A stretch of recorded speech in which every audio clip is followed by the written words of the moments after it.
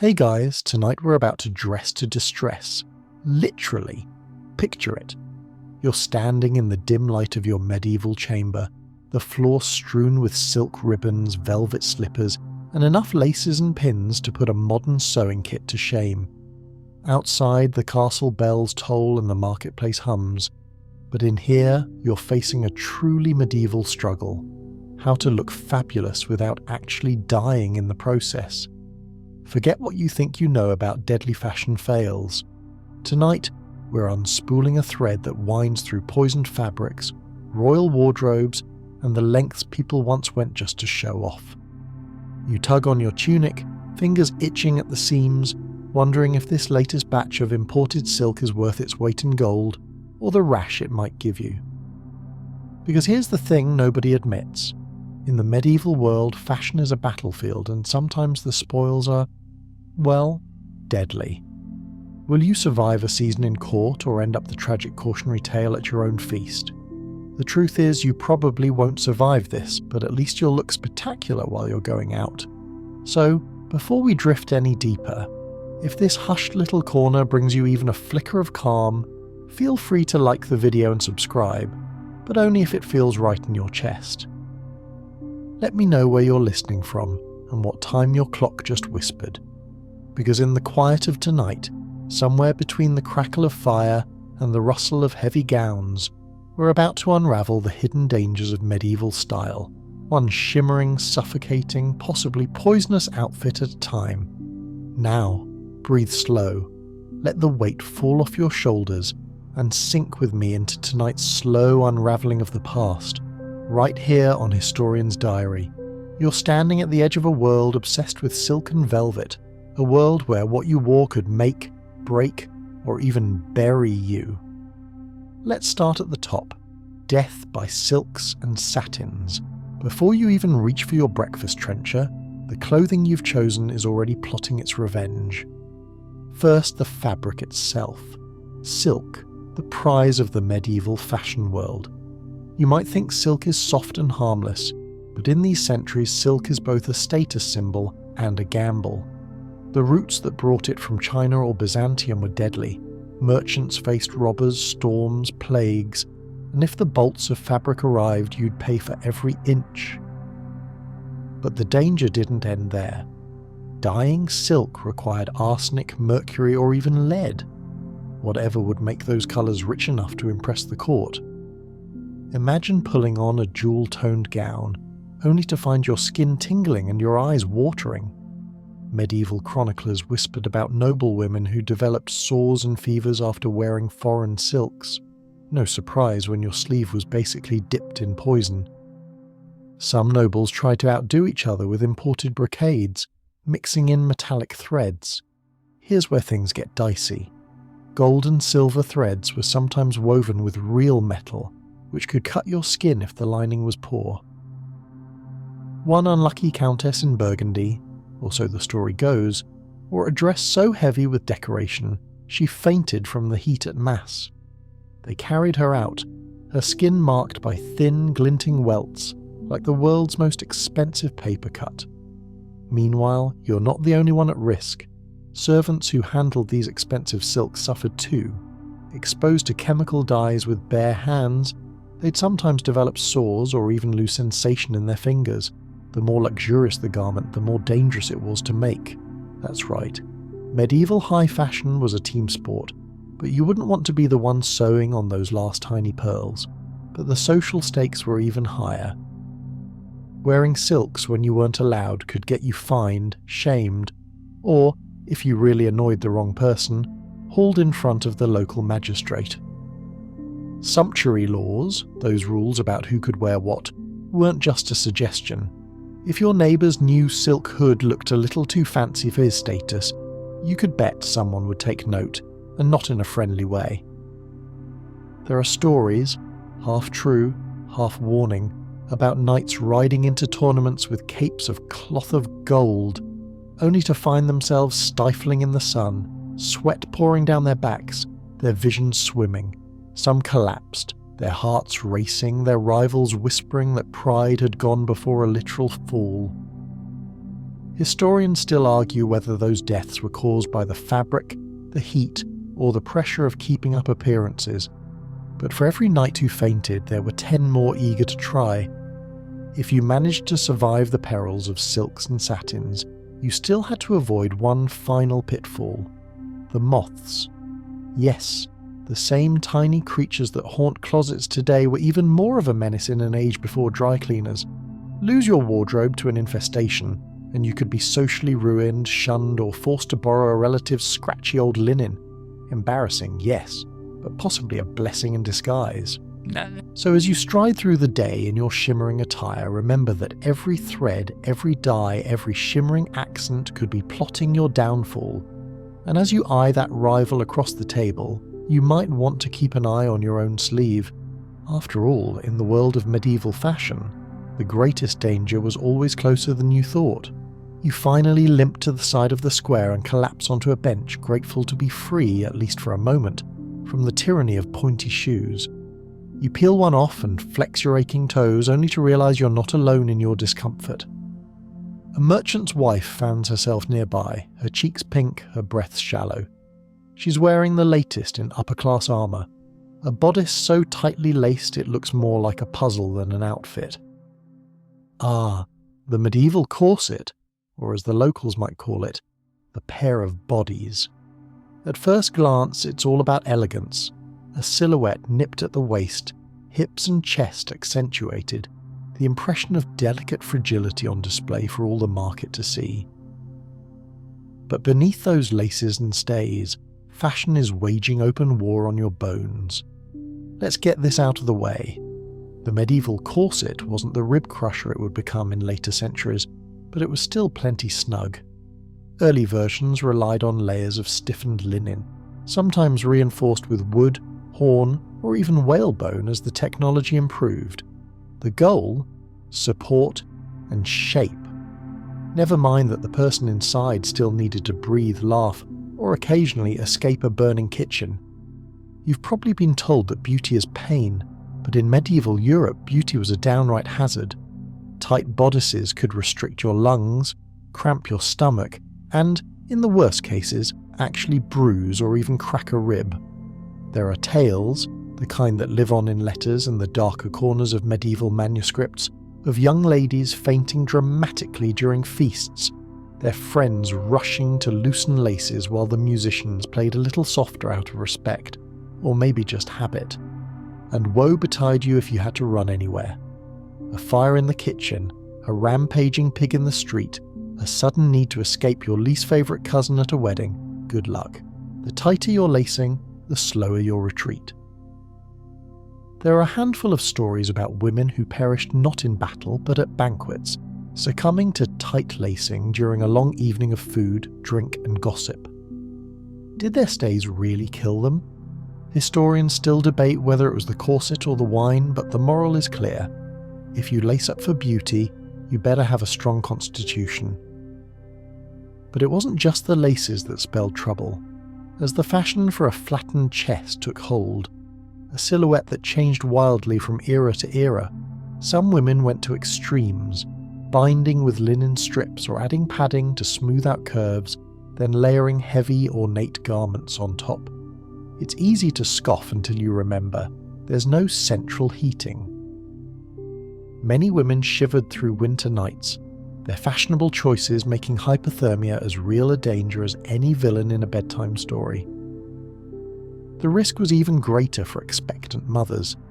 Midwives occasionally begged women to loosen their stays, warning that tight bodices could squeeze the babe or make childbirth even riskier than usual. Some listened, others didn't, especially when social pressure, and a well-meaning mother, insisted on keeping up appearances even if it meant fainting in the pew. And it wasn't only upper-class ladies who suffered. Servants and apprentices, eager to mimic the style of their betters, cobbled together makeshift bodices with whatever scraps of cloth or old rope they could find. Some bound themselves so tightly that work became impossible, but the risk was worth it if it meant a single nod of approval from the merchant's daughter, or a second glance at the midsummer dance. Yet even as the dangers of corsetry became clearer, the trend pressed on.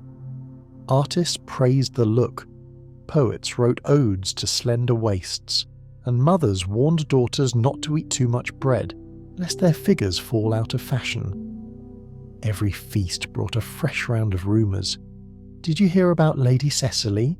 She coughed and cracked a rib right before the procession. I heard Lady Alice fainted in church, and they had to carry her out by her petticoats. Gossip, like laces, never really loosened. If there was an upside, it's that every generation developed tricks for surviving their own fashion nightmares. Some women learned to loosen their bodices just enough to breathe when no one was watching. Others practiced the art of the dramatic feint, using it as a weapon to end a dull conversation or escape an overeager suitor. Oh dear, I simply cannot go for a walk, my stays are much too tight. Perhaps next time. Still, the spectre of the broken rib lingered over every dressing room. Physicians tried to intervene, but fashion almost always won the argument.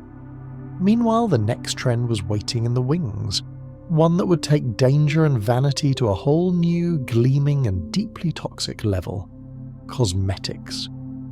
As you move through the crowd, you can't help but notice how some faces look almost otherworldly, smooth, pale, almost luminous. That's not just good lighting, it's lead. You linger beside the market bench, rubbing your aching feet, and watch as the bustle of medieval life unfolds around you. The merchant's wife beside you fans herself with the flap of her linen veil, her chest rising and falling in sharp, shallow breaths. She's all buttoned up, literally. Her bodice is laced so tight you wonder how she managed the walk from her house. Every movement she makes looks careful, controlled, as if any sudden laugh or cough might shatter the fragile balance between elegance and disaster. A boy selling apples dashes past and she flinches as if his laughter alone might knock her off her carefully constructed pedestal. You realise just how much of medieval fashion isn't about luxury or even comfort, but about control, about fitting yourself into an ideal as rigid as the whalebone sewn into those stays. Take a closer look at the dressing ritual itself. Before the day even begins, you're called to the chamber, summoned by a mother, aunt or maidservant who's made it her life's business to pull, tug and tie every loose end on your behalf. You stand, arms raised in a drafty room, shivering in your linen shift, while 2 or 3 pairs of hands work with the focus of surgeons. Linen is wrapped tightly, laces are crisscrossed, knots are tucked in with the skill of a sailor and the gentleness of a blacksmith. You can feel your breath being squeezed upward, your ribs compressed, your shoulders forced back until your spine sings with tension. And all the while, the banter is relentless. Stand up straight, think of your posture.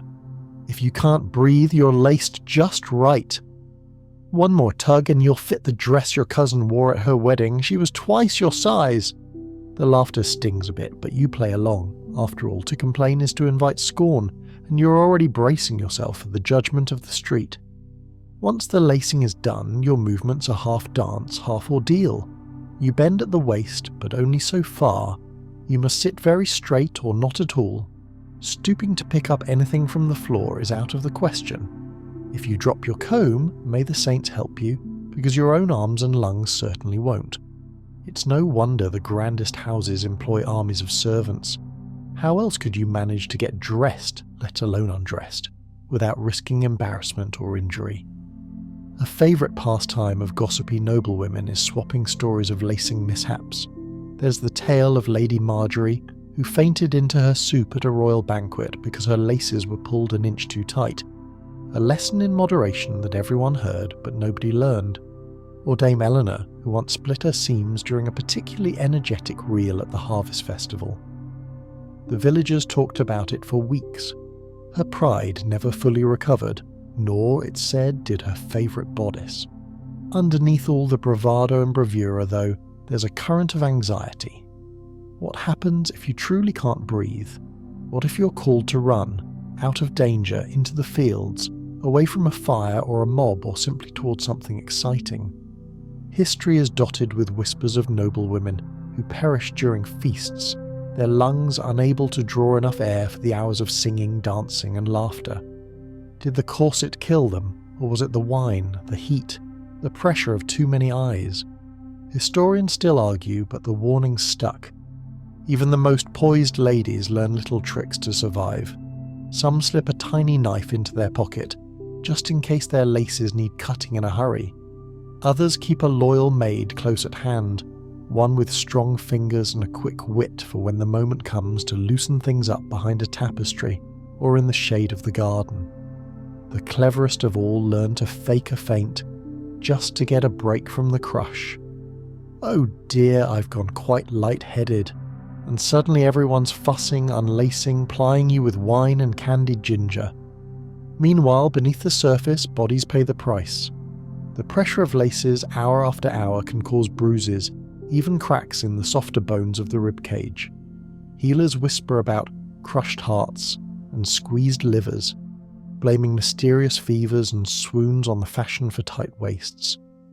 Pregnant women are especially at risk. They're changing shapes at odds with the rigid expectations of society. Some midwives beg their clients to let out their stays, warning that the baby needs room to grow. Others simply sigh, knowing that fashion and family pride often win over medical sense. Men are not immune to the pressure either, quite literally. In some periods, men's doublets and jerkins are padded and laced just as tightly as women's bodices, with a slightly different goal: to create the illusion of a strong square torso and a cinched waist. Tailors offer secret reinforcements, and young squires trade tips on how to bear the discomfort without showing weakness at court.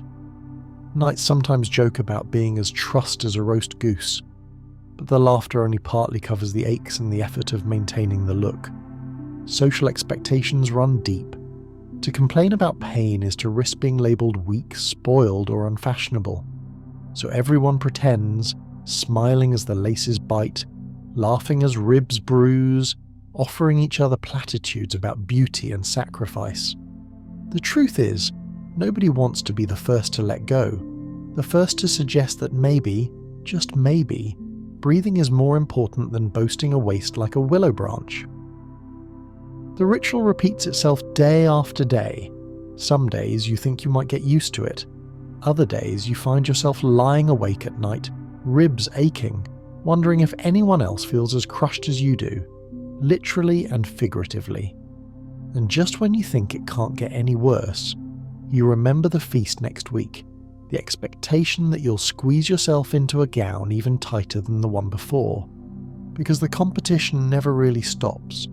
At the same time, the business of dressing isn't just about torment, it's also about community, a chance for women, and on rare occasions men, to bond, to share secrets and advice, to sneak a little comfort into the harshness of daily life. Friends help each other loosen a particularly stubborn knot, or swap tips for hiding bruises with a strategically placed brooch or ribbon. Even the sharpest tongue can soften for a moment, as hands work together to shape the impossible into the elegant.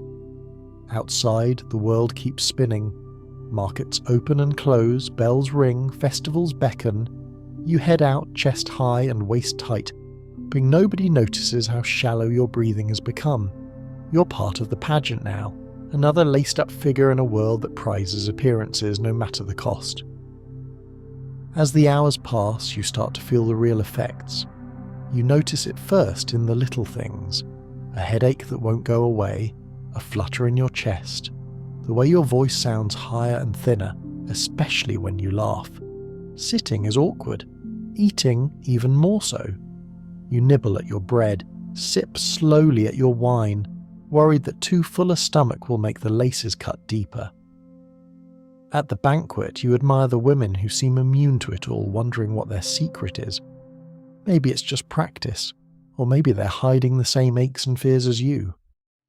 As dusk falls and the feast draws on, the risks increase. Dancing? Only if you can manage the steps without taking a deep breath. Singing? Not unless you want to see stars. Flirting? Only as long as you don't swoon into your partner's arms, unless of course that's the plan. It's no wonder that fainting becomes an art form, almost a performance in its own right. A well-timed swoon can change the course of a conversation, a betrothal, even a family's fortune. You learn to read the signs in others, the too bright eyes, the careful hand clutching the table's edge, the whisper to a friend just before the world blurs and the laces are finally blissfully loosened. By the time you make it home, your body is begging for relief. The ritual of undressing is as complicated as getting dressed, only now the laughter is tinged with exhaustion. Fingers fumble at knots, voices murmur encouragement, and finally, blessedly, you're free. The first deep breath is a revelation, a pleasure so intense it almost hurts. You lie in bed, rubbing your sore ribs, wondering if it was all worth it. But you'll do it again tomorrow and the day after that, because that's how the world works. The same cycle, the same pressure, the same endless pursuit of an ideal that's just out of reach. If you're lucky, you'll find ways to cope. Hidden sips of air, clever adjustments, a friend who knows how to loosen your laces without leaving a mark. If you're unlucky, you might be the next story whispered at market, another cautionary tale about fashion's price. Because in medieval Europe, the corset is just the beginning. The real danger isn't just what's wrapped around your ribs, it's the lengths people will go to for approval, for beauty, for that fleeting moment when the whole room turns to stare and you feel for once like you belong. And just as you're falling asleep, drifting on the edge of dream and memory, you catch a glimpse of tomorrow's challenge, the quest for the perfect complexion, the soft glow of a candle, the cool touch of a powder puff, the promise that if your skin is pale enough, smooth enough, flawless enough, you might finally be safe from judgment, if not from danger. But that's a story for the next moonrise. The next morning you wake to the faint light of dawn seeping through the shutters, your chest still aching where the bodice left its mark. But there's little time to dwell. Today is market day, and your mother's already bustling about with a pitcher of water reminding you to put your best face forward. You know exactly what that means. The corset might shape your figure, but your face, well, that's another battlefield entirely. Welcome to the world of medieval cosmetics, where beauty isn't just fleeting, it's outright dangerous. If you want to look your best, which really means, in this age, to look your palest, you'll need more than soap and water. You'll need a brave heart, a steady hand, and quite possibly a disregard for your long-term health. You shuffle over to the dressing table. The wooden box is crammed with little jars and packets, each one promising to erase a freckle, chase away a blemish, or summon the ghostly, luminous look of royalty. Your favourite, if you can call it that, is the powder. Fine, soft, and made with just a hint of lead. That's right, lead. In medieval Europe, the paler your skin, the higher your status. Only the wealthy could afford to stay indoors out of the sun. Peasants grew brown and weathered, nobles strove for white as parchment. Lead white, or cerusse, is the secret ingredient in many a lady's beauty routine. You mix it with a touch of vinegar or rose water, pat it on your cheeks and forehead, and voila! You look half angelic, half ghoul. It covers a multitude of sins, sleepless nights, a bad harvest, last week's fainting spell at the feast. You even dab a bit on your hands to hide the red marks from yesterday's chores. But here's the price. After a few weeks, your skin starts to change. It feels dry, almost brittle. Little cracks appear at the corners of your mouth. Sometimes there are headaches, a strange sweet taste in your mouth, and a persistent fatigue that lingers long after the music fades from the last dance. You shrug it off. Everyone says beauty hurts, right? The richer you are, the more you use.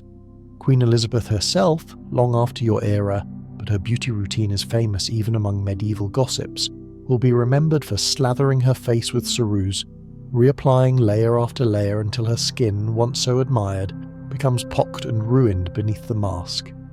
In some households, daughters are told that a little pain now means better prospects later.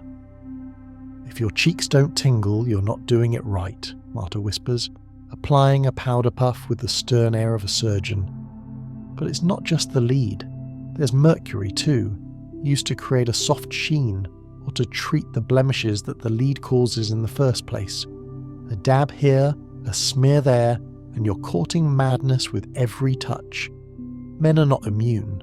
A touch of powder here, a hint of rouge there, especially for those in courtly circles or anyone hoping to catch a noble's eye. You try not to think about what's in the coal, the black paste that gives your eyes their mysterious depth. In some towns, it's a simple soot mixed with oil.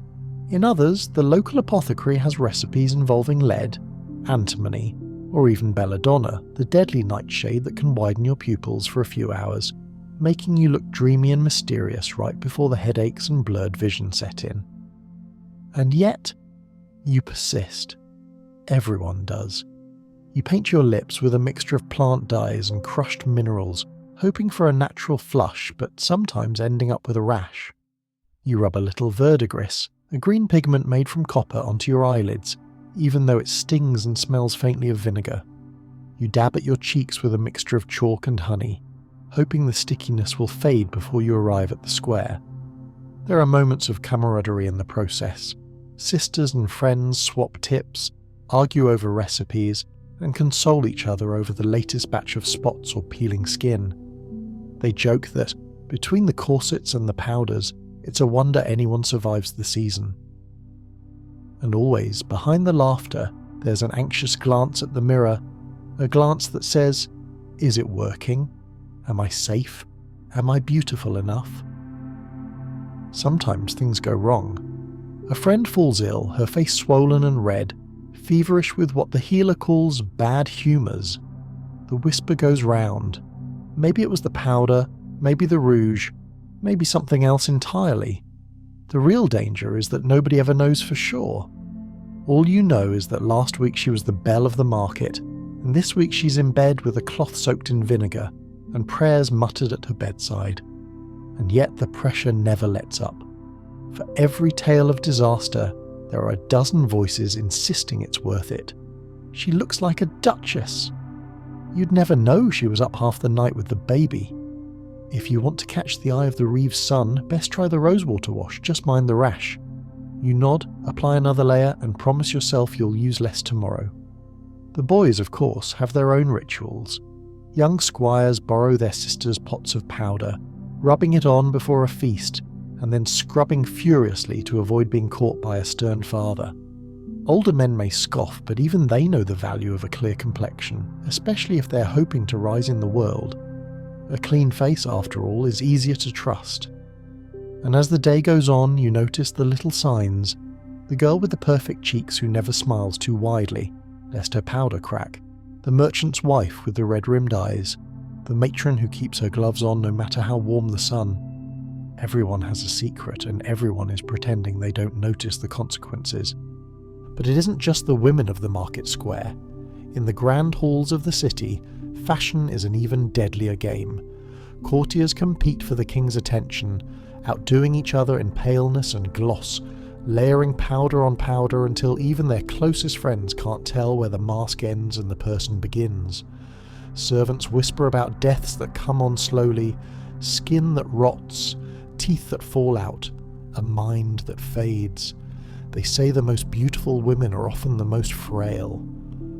She was too lovely for this world, the mourners sigh, never mentioning the jars of powder tucked away in her chest. Still, the trend rolls on. Peasants envy the city folk envy the courtiers, and the courtiers envy the paintings of saints whose perfection nobody can match. You hear rumours of Italian merchants selling miracle creams, of Spanish ladies with complex recipes involving lizard oil and moonlit dew. Every season brings a new craze, a new promise of safety and allure, but the risks are always lurking, just beneath the surface. Even the process of removing makeup is its own ordeal. Without modern cleansers, you scrape, scrub and rub your face with vinegar, coarse cloth, or whatever herbs the apothecary recommends. Some women bathe in sour milk, others use rough sponges that leave the skin raw and vulnerable. You learn to hide the redness beneath a fresh layer of powder. And so, the cycle begins again. As evening falls and the bells toll for supper, you realise that you're still standing, still breathing, still, somehow, yourself beneath all the artifice. The powder on your face itches, the corset has left faint bruises and your shoes pinch. You smile at a friend, careful not to move your lips too much, and laugh softly when she whispers, "At least we're not at court. Imagine what they must go through." But the dangers of medieval beauty run deeper than skin. Every time you dab on a little more powder, every time you lace a little tighter, every time you risk a stumble for a prettier shoe, you're part of a world that values appearance above almost anything else. Survival depends not just on strength or skill, but on fitting in, looking the part, and pretending the risks don't matter. Tomorrow you tell yourself, you'll skip the powder. Tomorrow you'll loosen the laces. Tomorrow you'll choose comfort over conformity. But as the sun rises and the village stirs, you reach for the same old jars, tie the same old knots, and step out once more onto history's catwalk, never knowing if today will be the day when fashion finally asks too much. Because in the medieval world, beauty is a game you have no choice but to play, and every round, the stakes are higher than you think. The next morning you wake to the faint light of dawn seeping through the shutters, your chest still aching where the bodice left its mark. But there's little time to dwell. Today is market day, and your mother's already bustling about with a pitcher of water, reminding you to put your best face forward. You know exactly what that means. The corset might shape your figure, but your face, well, that's another battlefield entirely. Welcome to the world of medieval cosmetics, where beauty isn't just fleeting, it's outright dangerous. If you want to look your best, which really means in this age to look your palest, you'll need more than soap and water. You'll need a brave heart, a steady hand, and quite possibly a disregard for your long-term health. You shuffle over to the dressing table. The wooden box is crammed with little jars and packets, each one promising to erase a freckle, chase away a blemish, or summon the ghostly, luminous look of royalty. Your favourite, if you can call it that, is the powder. Fine, soft, and made with just a hint of lead. That's right, lead. In medieval Europe, the paler your skin, the higher your status. Only the wealthy could afford to stay indoors, out of the sun. Peasants grew brown and weathered. Nobles strove for white as parchment. Lead white, or cerusse, is the secret ingredient in many a lady's beauty routine. You mix it with a touch of vinegar or rose water, pat it on your cheeks and forehead, and voila! You look half angelic, half ghoul. It covers a multitude of sins, sleepless nights, a bad harvest, last week's fainting spell at the feast. You even dab a bit on your hands to hide the red marks from yesterday's chores, but here's the price. After a few weeks your skin starts to change. It feels dry, almost brittle. Little cracks appear at the corners of your mouth. Sometimes there are headaches, a strange sweet taste in your mouth, and a persistent fatigue that lingers long after the music fades from the last dance. You shrug it off. Everyone says beauty hurts, right? The richer you are, the more you use. Queen Elizabeth herself, long after your era, but her beauty routine is famous even among medieval gossips, will be remembered for slathering her face with cerusse, reapplying layer after layer until her skin, once so admired, becomes pocked and ruined beneath the mask. In some households, daughters are told that a little pain now means better prospects later. If your cheeks don't tingle, you're not doing it right, Marta whispers, applying a powder puff with the stern air of a surgeon. But it's not just the lead. There's mercury too, used to create a soft sheen or to treat the blemishes that the lead causes in the first place. A dab here, a smear there, and you're courting madness with every touch. Men are not immune. A touch of powder here, a hint of rouge there, especially for those in courtly circles or anyone hoping to catch a noble's eye. You try not to think about what's in the coal, the black paste that gives your eyes their mysterious depth. In some towns, it's a simple soot mixed with oil.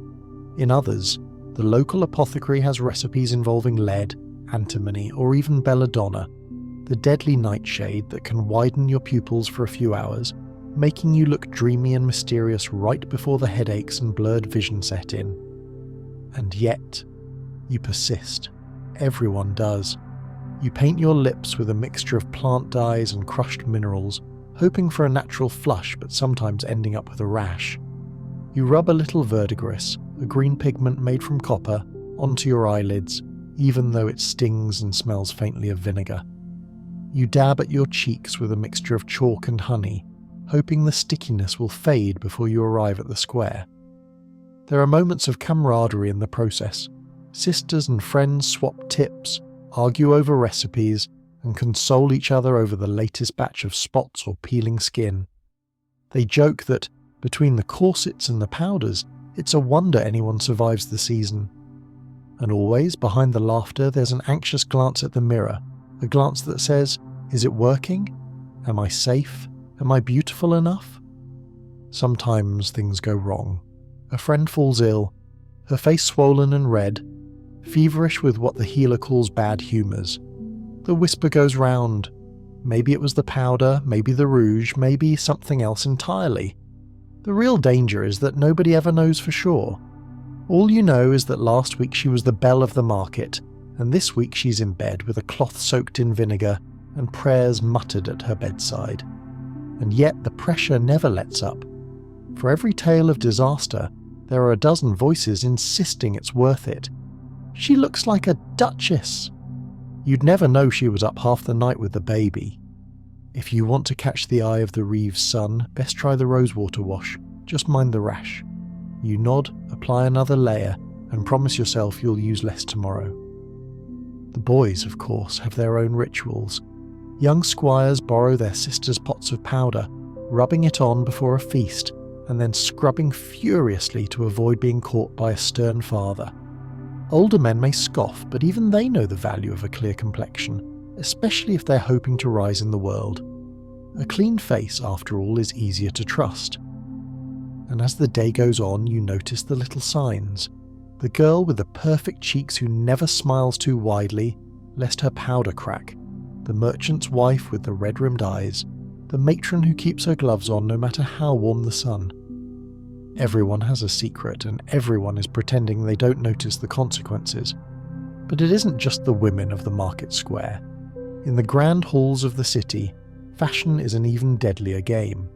Courtiers compete for the king's attention, outdoing each other in paleness and gloss, layering powder on powder until even their closest friends can't tell where the mask ends and the person begins. Servants whisper about deaths that come on slowly, skin that rots, teeth that fall out, a mind that fades. They say the most beautiful women are often the most frail. She was too lovely for this world, the mourners sigh, never mentioning the jars of powder tucked away in her chest. Still, the trend rolls on. Peasants envy the city folk envy the courtiers, and the courtiers envy the paintings of saints whose perfection nobody can match. You hear rumours of Italian merchants selling miracle creams, of Spanish ladies with complex recipes involving lizard oil and moonlit dew. Every season brings a new craze, a new promise of safety and allure, but the risks are always lurking, just beneath the surface. Even the process of removing makeup is its own ordeal. Without modern cleansers, you scrape, scrub and rub your face with vinegar, coarse cloth, or whatever herbs the apothecary recommends. Some women bathe in sour milk, others use rough sponges that leave the skin raw and vulnerable. You learn to hide the redness beneath a fresh layer of powder, and so the cycle begins again. As evening falls and the bells toll for supper, you realise that you're still standing, still breathing, still, somehow, yourself beneath all the artifice. The powder on your face itches, the corset has left faint bruises and your shoes pinch. You smile at a friend, careful not to move your lips too much, and laugh softly when she whispers, "At least we're not at court. Imagine what they must go through." But the dangers of medieval beauty run deeper than skin. Every time you dab on a little more powder, every time you lace a little tighter, every time you risk a stumble for a prettier shoe, you're part of a world that values appearance above almost anything else. Survival depends not just on strength or skill, but on fitting in, looking the part, and pretending the risks don't matter. Tomorrow, you tell yourself, you'll skip the powder. Tomorrow you'll loosen the laces. Tomorrow you'll choose comfort over conformity. But as the sun rises and the village stirs, you reach for the same old jars, tie the same old knots, and step out once more onto history's catwalk, never knowing if today will be the day when fashion finally asks too much. Because in the medieval world, beauty is a game you have no choice but to play, and every round the stakes are higher than you think. You wake to a world already alive with movement. The rooster's cry, the rattle of wagon wheels, the early clatter of pots in your mother's kitchen. Today's festival means dressing in your very best, and you groan as you see the pile of clothing laid out. Your gown with sleeves so wide and long they threaten to sweep everything in sight, from kittens to cutlery. Don't drag those in the dust, your mother warns, but it's hopeless. Before breakfast, you've already trailed a sleeve through the ashes by the hearth. Welcome to the treacherous realm of medieval fashion's most flamboyant feature, the flowing, floor-length sleeve. If you thought towering hats and lead powder were a gamble, just wait until you see what happens when fashion meets fire. In the medieval imagination, sleeves are more than an afterthought. They're a stage, a statement, a way of saying, I am important and I have fabric to spare. The wealthier you are, the more fabric you can afford to waste, and nothing wastes fabric, and sometimes common sense, quite like the trailing sleeve. You ease yourself into your gown, twisting this way and that as your mother tugs the laces tight. The sleeves are the centerpiece, cut so wide you could smuggle a whole basket of apples inside. Every step you take is a negotiation with your own clothing. The first challenge is the stairs. You descend sideways, clutching the banister with one hand, gathering your sleeves in the other, trying not to trip, not to tear, not to tumble headlong into the morning's chores. Down in the kitchen, the hazards multiply. Someone's already started the fire for breakfast, and you catch a whiff of smoke as you pass. One careless swing of the arm and you could easily brush a sleeve through the flame. Your mother, always practical, barks a warning. Hold those sleeves up. She's seen it before. The sudden flare, the scream, the rush for water. Kitchens are where style and survival meet, and sleeves are often caught in the crossfire. It's not just the kitchen either. Every medieval home is a collection of hazards. Candles flicker on every surface, hearths glow with embers, torches light the halls of manor and castle alike. Even at church, the air is thick with wax and flame. You tuck your sleeves into your belt for safety, but it's only a matter of time before you forget and let them drop, setting the stage for disaster. Rumours abound in every village and manor about what happened to so-and-so's cousin. There's the classic tale of a young lady who lost half her gown to the kitchen fire just moments before a feast. Her family, ever resourceful, claimed the scorched look was the latest Parisian style. Another favourite is the story of the cook's daughter, whose silk sleeves caught fire during the Yule banquet. She survived thanks to a well-aimed jug of ale, but the smell of singed hair haunted the kitchen for weeks. These stories aren't just scare tactics, they're reminders that fashion's risks are real. The chronicles tell of queens and ladies in waiting, their grand entrances cut short by disaster. Even a king or two was known to complain about the endless parade of singed sleeves and scorched veils cluttering his court. And if you were lucky enough to survive with only embarrassment, you still had to endure the laughter of servants and the sharp tongues of rivals. Sometimes the danger is more subtle. Imagine you're at a feast, dozens of courses, platters piled high, goblets filled and refilled. Your sleeves dip into the stew, trail through the honey, pick up breadcrumbs like a greedy magpie. You try to eat gracefully, but every bite is a balancing act. By the end of the meal, your beautiful gown is decorated with a gallery of accidental stains. Medieval etiquette books, those rare and precious guides to polite society, devote whole chapters to sleeve management. One entry reads, "Should your sleeve drag through sauce, feign ignorance and blame the cook." You'd think men had it easier, but no. The sleeves of a courtier's doublet, while not as wide as a lady's, can be just as deadly. Many are slit, stuffed, or padded for dramatic effect. In winter, some noblemen even warm their hands by tucking them deep inside their sleeves, which sounds cosy until you remember how easy it is to bump into a candle, or a jealous rival with a mind for mischief. The truly fashionable, those who haunt the courts of kings, take sleeve drama to the next level. They commission gowns with detachable sleeves, each more elaborate than the last. Jewels are sewn into the cuffs, velvet is lined with fur, embroidery sparkles in the candlelight. Every gesture becomes a performance, and every performance a potential disaster. The right sweep of an arm can draw every eye in the room, or knock over a priceless vase, or send a platter of roast goose crashing to the floor. It's not only feasts and fires you have to worry about. The very length of your sleeves can prove hazardous in public spaces. Walking through a crowded market with sleeves trailing in the mud marks you as a target for pickpockets and pranksters alike. There's a whole genre of medieval jokes about sleeve snatchers, children who tie knots in the trailing ends, street vendors who pinch the fabric and accidentally spill something sticky. One unlucky nobleman famously got his sleeves tangled in the ropes of a puppet show, toppling the stage and causing chaos that delighted everyone except his tailor.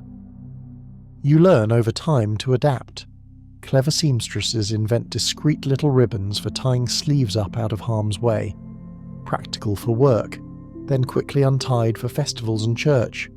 Some women become experts at the sleeve tuck, folding the extra fabric into clever shapes that hold fast, at least until the next dance or a round of applause. Mothers teach their daughters the art of grabbing both sleeves with one hand while carrying a basket in the other. Hold them like reins, your mother says, as if you're steering your own fate. It's a joke, but it's true. The church, always eager to keep fashion in check, issues warnings about vanity and excess. A few bishops even threaten excommunication for those who endanger their souls and their neighbours by risking fire with extravagant garments. Satirists and preachers rail against sleeves so wide that the devil himself might hide within. It's easy to laugh until you see the charred remains of a gown or the bare arm of someone not quick enough to dodge disaster. Of course, not everyone sees the danger. For many, the sleeves are a source of pride, a badge of status. If you've never singed your cuffs, you're not living, one noblewoman famously declared at a feast. The youngest daughters compete to see whose sleeves will sweep the longest, whose veils will flutter the furthest, whose presence will be the most memorable, for better or worse. If a little risk is the price of admiration, so be it. There's a kind of camaraderie in surviving the dangers together. After a long night of festival dancing, you and your friends compare battle scars, who lost a button, who dribbled wine, whose sleeve still smells faintly of the kitchen fire. You trade tips for stain removal, invent stories to explain the damage, and share a laugh at the expense of the unlucky or unskilled. For every tragedy, there's a story of quick thinking, a friend who slapped out a smouldering cuff, a mother who cut away a burning sleeve with a kitchen knife, a stranger who doused a fire with the contents of a wine jug, earning herself a place in the annals of festival heroes. But not all disasters are so easily solved. In the city, where crowds are thick and buildings close, a single wayward sleeve can set off a chain reaction. Even the weather conspires against you. A sudden downpour turns your elegant sleeves into sodden rags, dragging you down with every step. Winter snows catch in the folds, turning your gown into a mobile icebox. The clever invest in detachable linings, little fur cuffs that button in place for warmth and can be whipped off in an emergency. The less clever freeze or faint, but at least they look good doing it. The risk is greatest perhaps at weddings and festivals, where every guest is determined to outdo the next. At the height of the celebration, the air is thick with music, laughter, and the faint smell of something burning. You glance around and spot at least 3 people surreptitiously patting out sparks from their own or others' clothing. A juggler sets a sleeve alight with a careless toss of a torch, and the crowd roars with laughter as the victim smothers the flames with a well-aimed pie. Yet for all the risk, you have to admit there's something magical about it all. The way the fabric catches the light, the sound of silk swishing over stone, the feeling of being draped in luxury, however hazardous. Danger gives the moment a kind of thrill, a reminder that beauty in this world is always a little wild. As you slip away from the festival fire, your sleeves tied safely behind your back, you remember the words of your grandmother, spoken on a night much like this. Fashion will be the death of us all, but at least we'll go out looking splendid. You laugh, tucking the memory away for the next time you're tempted by a bit of extra ribbon or a daring new cut. Because tomorrow there will be more sleeves, more fires, more stories, some tragic, some triumphant, all woven into the tapestry of life. And as you drift to sleep that night, the scent of wood smoke in your hair and the faint itch of linen on your arms, you wonder what other hazards fashion has in store. After all, if a simple sleeve can cause so much chaos, what else might be lurking in the folds of the next big trend? The next morning, you wake to the gentle chill of dawn, your hair still carrying the memory of smoke, and your sleeves wrinkled and dusty from a night of near misses. But as you stretch and prepare for another day in this bustling medieval world, you notice something moving in the shadows, tiny, skittering, persistent. The threat is not fire this time, nor lace or lead. It's much smaller, but far more insidious. Today, you'll meet the most unwelcome accessory in all of high society: fleas. You don't need to be a historian to know that medieval folk had a love affair with fur. Fox, marten, ermine, squirrel, even cat if times got hard enough. Fur was the ultimate symbol of wealth, status, and royal favour. The richer the robe, the thicker the fur. In portraits and tapestries, nobles and kings pose in thick mantles, their collars plush and heavy, their sleeves lined with fur so soft it would make a merchant weep with envy. If you were really fortunate, you might sport a hat or muff with the distinctive white and black tip of the prize stoat, the ermine's cousin, a sure sign you had friends in very high places. Fur wasn't just fashion either. In cold, drafty castles, it was survival. No one wanted to freeze while waiting for the next course at a banquet, or while huddling in a stone chapel at matins. You'd wrap yourself in layers, praying your own breath would warm the air between your skin and your cloak. The only problem, you weren't the only one who liked it cosy. Fur, for all its beauty and warmth, was a haven for parasites. Fleas, lice, and their even more sinister cousins, the plague-carrying rat, made themselves right at home in the folds of even the most expensive garments.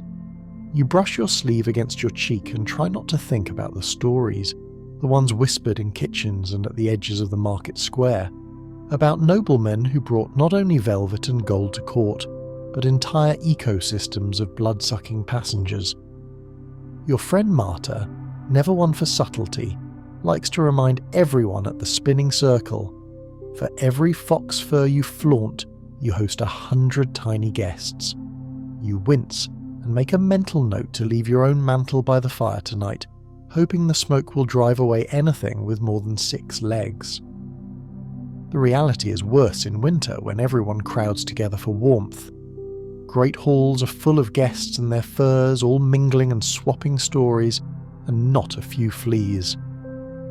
The scratching becomes a kind of background music at the high table, so common that only visitors comment. "What's biting you?" someone teases, and the answer is always, "Nothing, just fashion." But it's not a joke for long.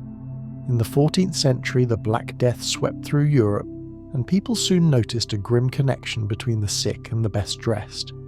The luxurious furs of the nobility, especially when shared among household members, turned homes into perfect breeding grounds for plague-carrying fleas.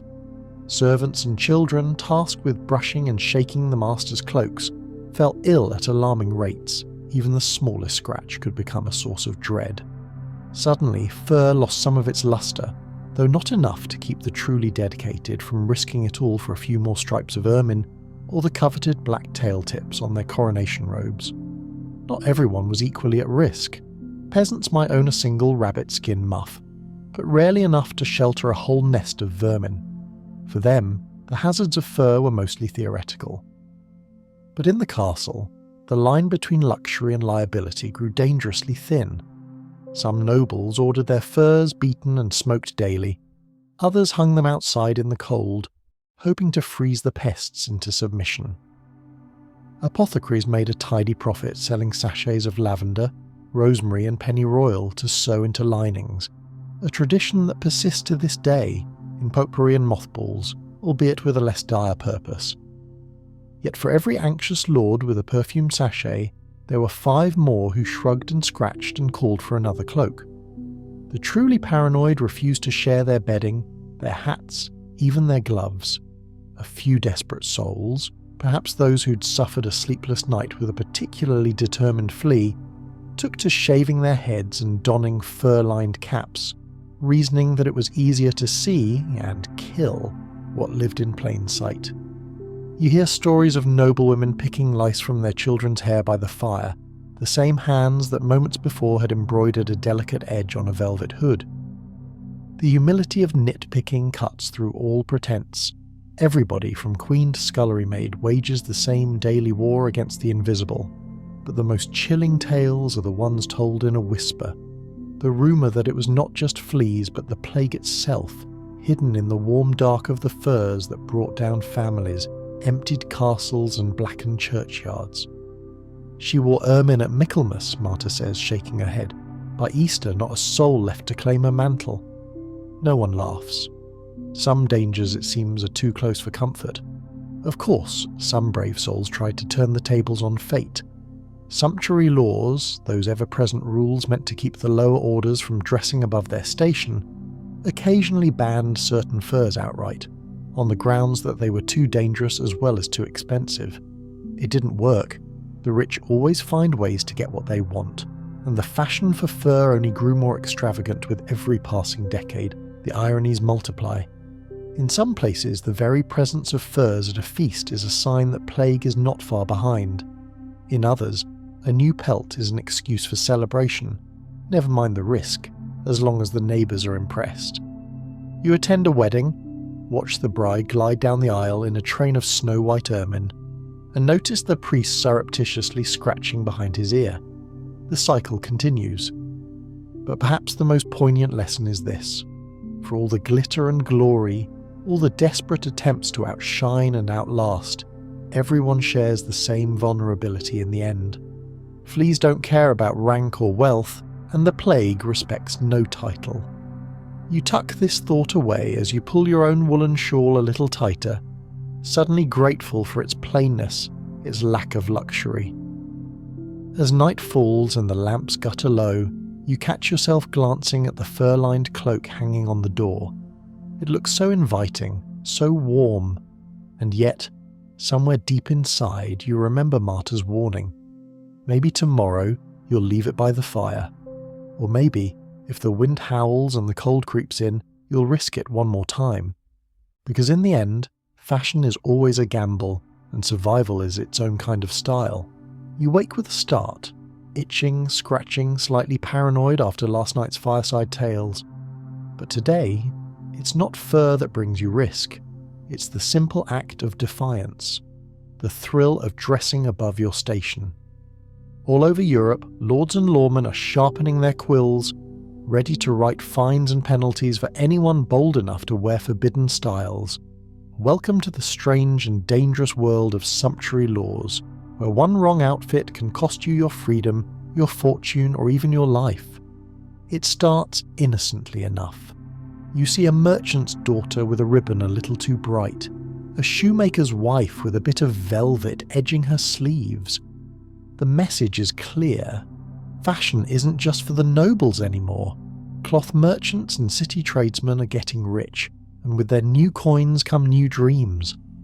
Everyone wants to look a little grander, a little less like the drudges of last year's harvest. But those who already hold power, the barons, the knights, the bishops, do not take kindly to such ambition. They want everyone to know their place, and nothing draws the line like what you're allowed to wear. Thus are born the sumptuary laws, detailed, draconian, and sometimes just plain ridiculous. There's a law for every class, every colour, every button and bead. In England, only earls may wear sable fur. In Florence, only women married to knights may wear pearls. A shoemaker may have red boots, but woe to him if he tries gold thread. The punishments are as varied as the laws. Sometimes it's just a fine, enough to sting but not ruin. Other times the consequences are harsher.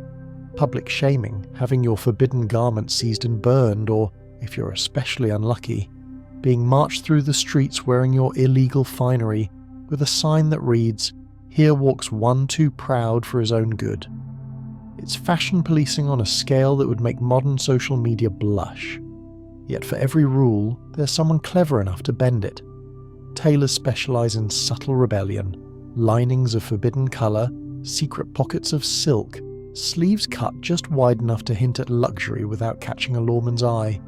Some families share their forbidden treasures in secret, handing down a length of gold braid or a piece of brocade from mother to daughter, father to son.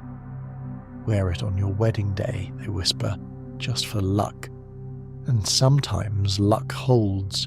Still, the risk is real. The chronicles tell of entire families ruined by a single garment, fortunes lost in a night when the wrong person took offence at a velvet cap or a lace-trimmed gown. A merchant's daughter, too bold in scarlet, is banished from the city. A journeyman mason caught in borrowed fur is sent to the stocks. The village remembers, and everyone treads a little more carefully, at least for a while. Historians still argue about the true purpose of these laws. Were they meant to keep the lower classes humble, or to prevent the rich from bankrupting themselves in pursuit of ever-rising luxury? Were they about morality, modesty, or just plain envy? The truth is probably a tangle of all three. Whatever their aim, sumptuary laws rarely succeeded for long. Desire always outpaced regulation, and the more rules appeared, the more inventiveness followed. Every festival, every wedding, every market day becomes a quiet game of cat and mouse. Who will risk a forbidden colour? Who will dare a little extra lace? The watchful eyes of rivals and neighbours keep the game honest, or at least keep the consequences close. And always, the cleverest find ways to turn the rules to their advantage. The village tailor becomes a master of disguise. The market girl learns how to tuck a strand of silk beneath her cap. The butcher's wife sews her initials into a hem where only her lover will see. The church, of course, has its own reasons to weigh in. Priests thunder from the pulpit about pride, vanity, and the sin of wanting to rise above your station. They remind their flocks that true worth lies not in cloth or colour, but in humility and hard work. But after the sermon, even the most devout can't help admiring the shimmer of a new doublet, or the graceful fall of a forbidden sleeve. Human nature, it seems, is stronger than any law. The stories pile up, each one more outrageous than the last. There's the tale of the miller's wife who disguised herself as a noble for a masquerade, only to be unmasked by her own husband. The young apprentice who spent all his savings on a pair of forbidden red boots, only to have them stolen the very first night. The old widow who appeared at church in her dead husband's best cloak, daring anyone to challenge her right to remember him in style. Sometimes the rules themselves spark rebellion. In Florence, when new laws forbade women from wearing silk at funerals, dozens appeared in homespun black, their pride undimmed, their message clear. We will mourn as we please. In London, an entire guild once threatened to strike when their favourite shade of blue was declared off limits. The city nearly ground to a halt, until someone quietly agreed to overlook a few indigo caps for the right donation. You learn to walk the line, to dress with just enough care to satisfy your family and neighbours, but not so much that you attract the wrong kind of notice. You stash your best sash in the bottom of your chest, bring it out only on feast days. You stitch a patch of forbidden velvet inside your sleeve, a secret only you and your closest friend will ever know. At night, you dream of brighter colours, softer cloth, a world where fashion is a matter of taste, not fear. But dreams can be dangerous too. For every clever seamstress who dodges the law, There's a magistrate eager to make an example of someone. You watch as your neighbour's son is dragged before the alderman for wearing his father's hat. You hear the whispers when a rival's wedding is disrupted by a city official demanding proof that every guest's lace is legal. The lesson is clear. In the medieval world, style can make you or break you. You tuck your dreams away for another day. For now, survival means blending in, keeping your treasures close, and remembering that even the smallest act of defiance carries a risk. But oh, the thrill of it. The secret knowledge that for one stolen moment you wore what you wanted, not what you were told. As you slip into bed, heart still beating fast from the day's close calls, you promise yourself, tomorrow you'll be just a little bolder, just a little braver. Because in a world ruled by sumptuary laws, sometimes the most dangerous thing you can wear is your own ambition. Dawn slips through your shutters, pale and cool, promising another day full of routine hazards and hidden drama. Today, though, the risks of fashion have nothing to do with velvet or law. Today, you're dressing for war. Or at least, for the idea of war, armour, the ultimate statement piece. No matter your station, knight, squire, or even wealthy merchant volunteering in the town militia, metal is all the rage. But behind the shine and bravado, there's a truth no one wants to admit. Armour can be as much a death trap as a shield. Picture yourself in the squire's place. The clatter of hooves on the frozen earth, the pounding of your own heart echoing inside your helmet. Your master's armour is heavy, nearly 60 pounds of plate and mail, not counting the padding, the sword, the shield, and the helmet with its elaborate crest. More show than function, if you're honest. You're meant to look fierce and noble, but all you feel is awkward, slow, and very, very hot. It's not just you. Every knight knows the armour struggle. You need help to get dressed, lacing and buckling and adjusting each piece, sweating through your linen undertunic as squires pull straps tight. The best armourers are artists, their workshops full of hammered plates and strange implements for measuring every inch of your chest and limbs. The result is a suit that fits, if you're lucky, like a second skin. If you're unlucky, it pinches, rubs, or leaves gaps that the next arrow might find all too easily. There's glamour in the weight, a certain thrill in the way sunlight flashes off polished steel, but after a few minutes on horseback, the weight begins to grind into your shoulders. You shift, squirm, and hope no one notices how much your back aches. The stories of battle are full of heroes, but also full of mishaps. Men who fainted from the heat, who tripped over their own greaves, who drowned in the mud because they simply couldn't stand back up. There are even tales of knights suffocating inside their helmets, unable to unlatch the visor in time when panic, or fire, struck. For the rich and fashion-conscious, armour becomes a canvas for showing off. Gilded edges, intricate etchings, crests as tall as candelabras, each piece is designed to dazzle, not just defend. Some knights go so far as to order armour that matches their family's colours, even if it means sacrificing a bit of comfort for the sake of a perfect look on tournament day. The more impractical, the more impressive. There's a famous tale, possibly apocryphal, of a duke whose breastplate was so ornately engraved and inlaid with gold that he was easy to spot on the battlefield, making him a favourite target for enemy archers. Armour isn't just dangerous on the battlefield. Wearing it at a feast or in church, as some show-offs are wont to do, brings its own hazards. Imagine sitting down for a long sermon or a banquet in a full set of plate. The metal bites at your knees, the helmet muffles every word, and you spend more time worrying about how to get up gracefully than about the priest's warnings. There's always the risk of a pratfall, of armour locking in the wrong place, of a knee failing to bend, of a knight tumbling backward off a bench to the delight of every bored squire in the room. The risk of heat stroke is real, especially in summer.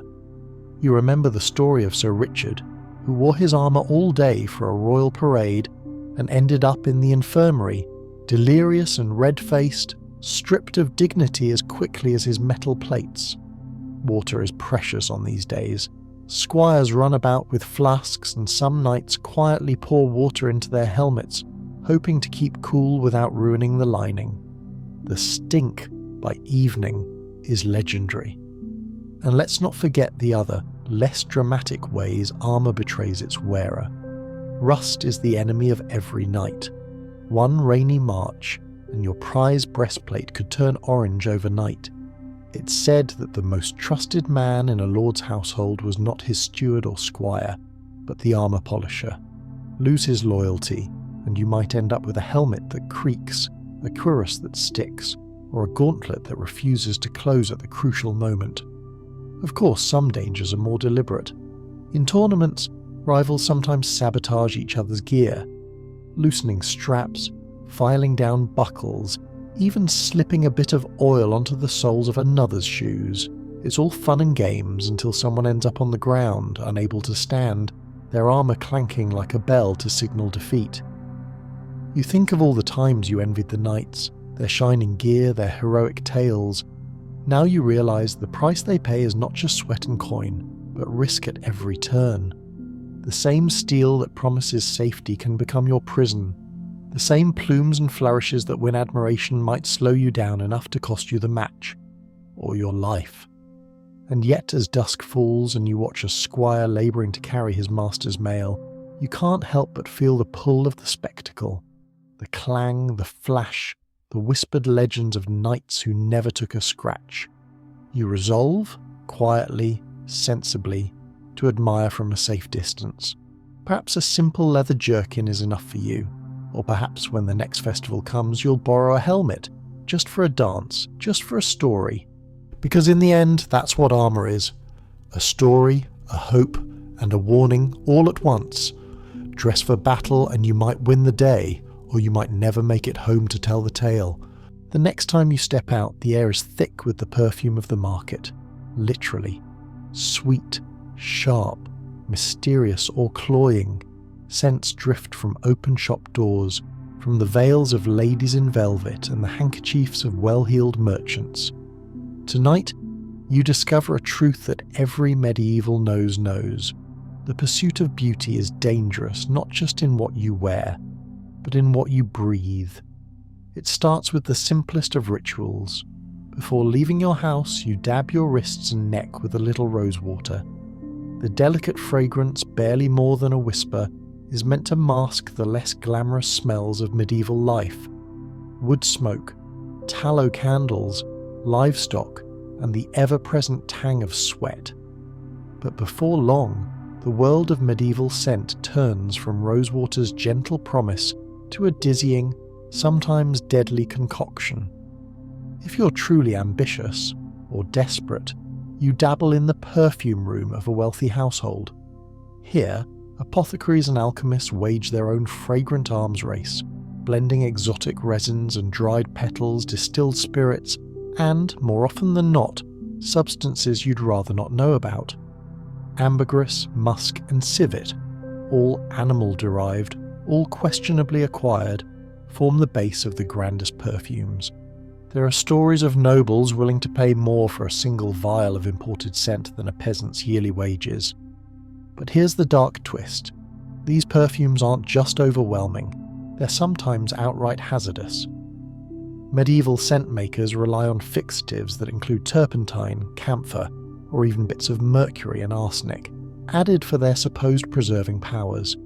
The beautiful women of Florence might powder their hair with orris root and starch scented with crushed violet, but just as often, that powder hides the tinge of lead or the burn of lye. You look around and see ladies fanning themselves with scented gloves, their palms itching with irritation they won't admit to. Some men dab pomanders, small balls of waxy perfume, at their throats, unaware that the clove oil within can burn the skin. And when the Black Death sweeps through, everyone, rich, poor, merchant, monk, rushes to hang perfume sachets around their necks, certain that scent will ward off disease. The unfortunate side effect, headaches, rashes, and in some cases worse. Worse still is the world of powders. In your bedroom, a small wooden box holds a fine dust of beauty powder, supposedly to dry sweat and brighten your complexion. It works until the next day, when your skin peels and your eyes water from the lye or alum mixed in with the chalk and crushed flower petals. Healers urge restraint, but beauty is a powerful spell, and the promise of allure outweighs the risk of a little burning.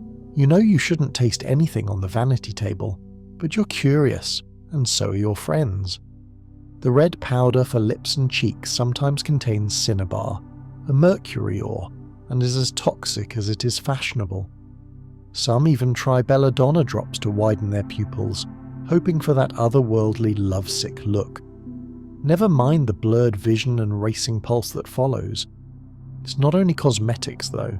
Scent is everywhere, burned as incense in churches, wafting from the robes of priests, drifting in clouds around processions and feast days. A well-scented guest is a compliment, but only if you can endure the headaches.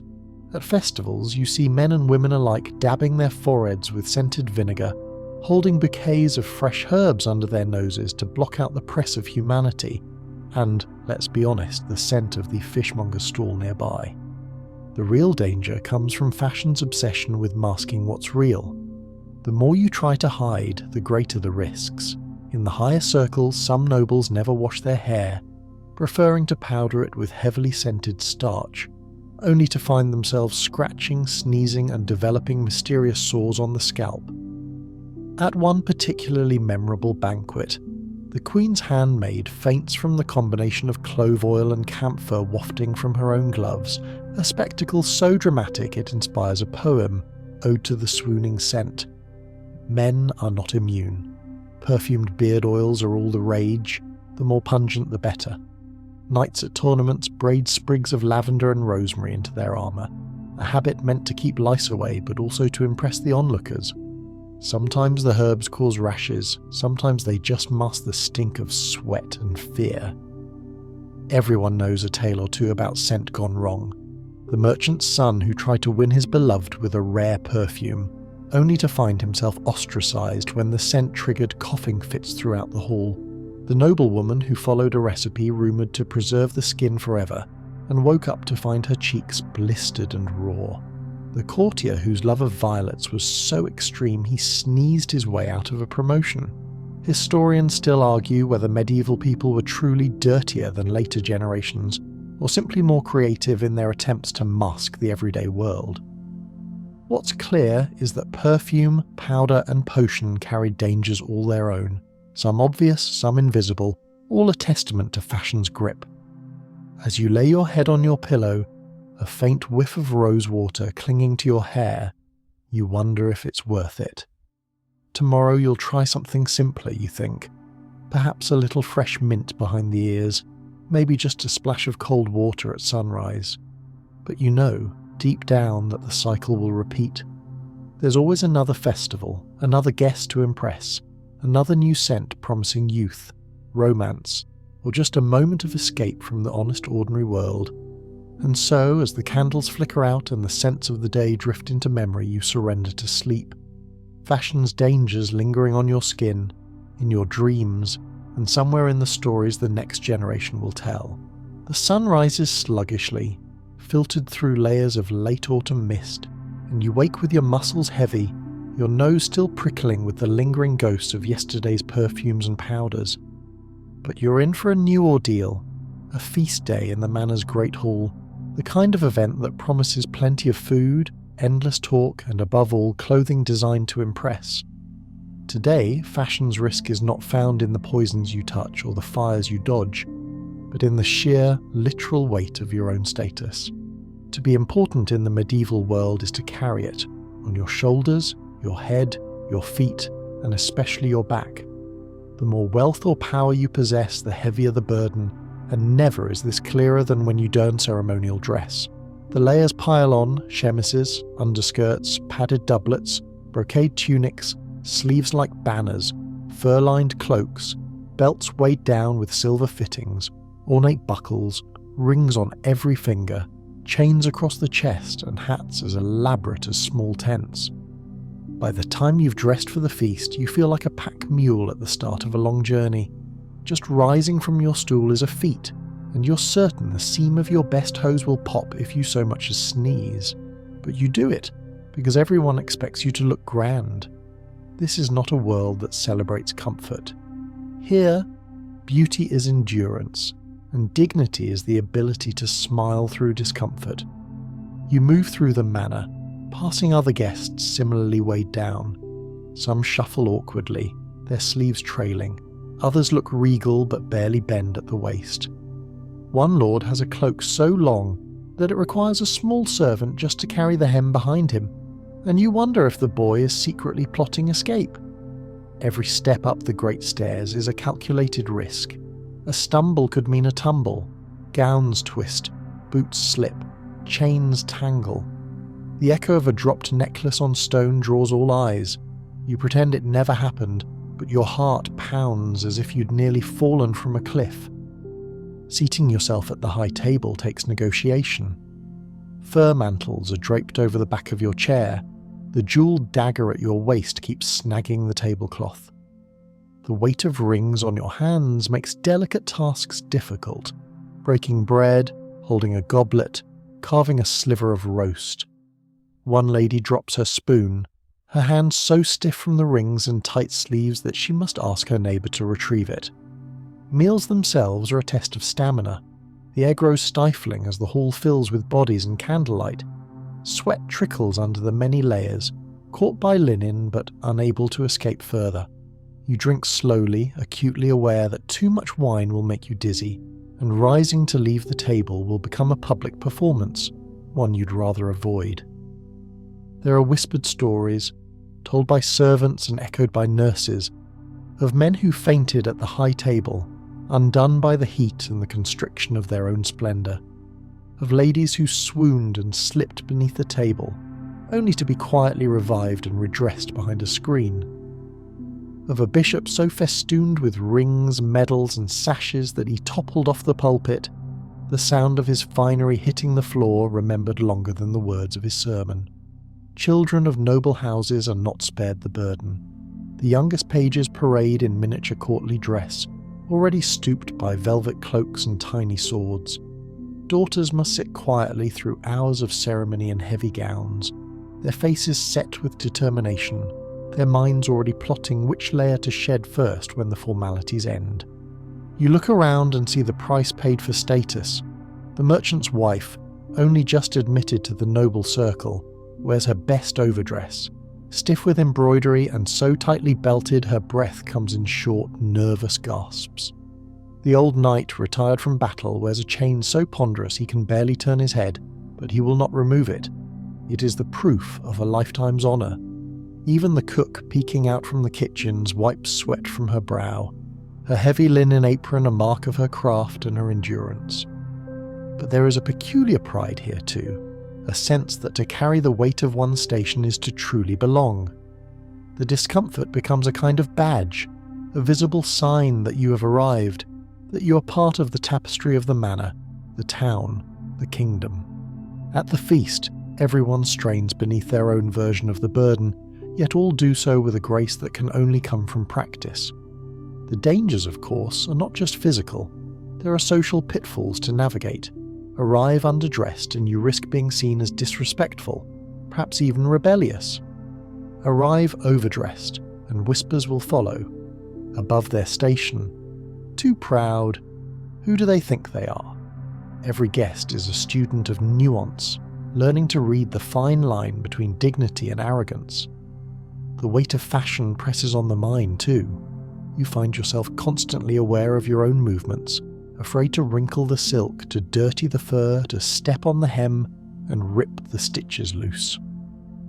You remember last year's feast, when the tailor's apprentice tripped on his new boots and tumbled headlong into the lord's lap, his dreams of rising through the ranks dashed in an instant. Everyone still laughs about it, but nobody wants to be the next joke. As the meal winds on and the musicians strike up a tune, some guests risk the dance floor. Here, the wait becomes comic, almost farcical. Couples turn in slow, careful circles. Partners help each other with every step, laughter masking the awkwardness. Occasionally a too long train or a misplaced spur sends dancers spinning or sprawling, and applause mingles with genuine concern. You watch a young lord lose his balance, his hat tumbling to the floor and rolling under a bench. The applause that follows is good-natured, but he will hear about it for months.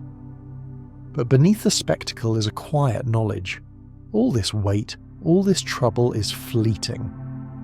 The moment the last course is cleared and the guests retire to their chambers, everyone rushes to peel away the layers, to hang the cloaks, to unfasten the chains and unlace the gowns. The sighs of relief echo down the stone corridors, the truest music of the night. You return to your own room, shoulders sore, feet aching, fingers tingling with relief as you pull off rings and layers, one by one. You understand now that status in the medieval world is a matter of endurance, of strength, and of knowing which burdens are worth bearing and which you'd happily leave behind. But even as you slip between cool linen sheets, you can't help but wonder, tomorrow, what new fashion will weigh on your heart, your body, your dreams? Will you stand taller for it, or will you stumble under the pressure, just another name in the endless procession of those who tried, and sometimes failed, to carry it all? You rise late the next morning, your limbs grateful for the brief luxury of rest. But today, it's not the weight of cloaks or the pinch of too small shoes that threatens you. It's something sneakier, woven quietly into the daily fabric of medieval life.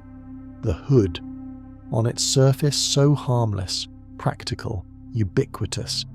But in the story of deadly fashion, even the simplest headgear can hide dangers you never saw coming. You've grown up with hoods, everyone has. Babies are swaddled in linen with tiny caps. Children race through streets with pointed hoods flapping behind them like pennants.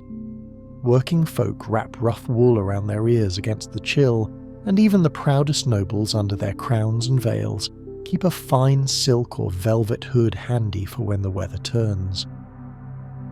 The medieval hood is a garment of 1,000 faces, practical in the fields, elegant in the market, mysterious in the church. There are liripipes as long as your arm, scalloped edges, and hoods sewn to gowns in a riot of colours and shapes.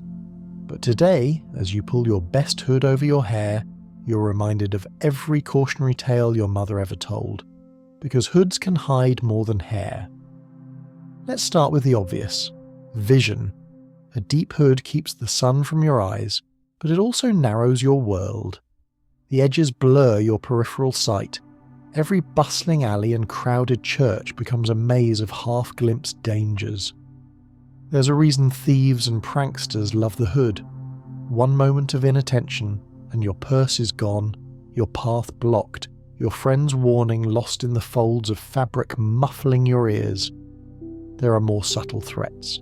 In the colder months, a damp woolen hood pressed to your cheeks, worn day after day, can bring a rash, or worse. Hood rot, the wise women call it, the raw weeping skin that comes from never letting the air dry your brow. Children pick at sores, mothers dab vinegar or honey and scold, take it off indoors. But pride or fear of catching a chill means many suffer quietly, pulling the fabric tighter, hoping nobody notices. Then there's the lice.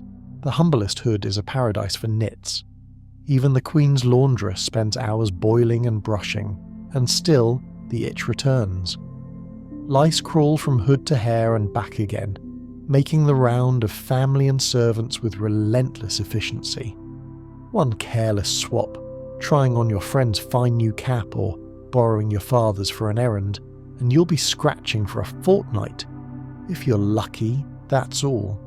Some unlucky souls get infections, boils, or even the fever that follows. Sometimes the very style of a hood spells trouble. High fashion demands tight fits, clever ties, and artful drapery.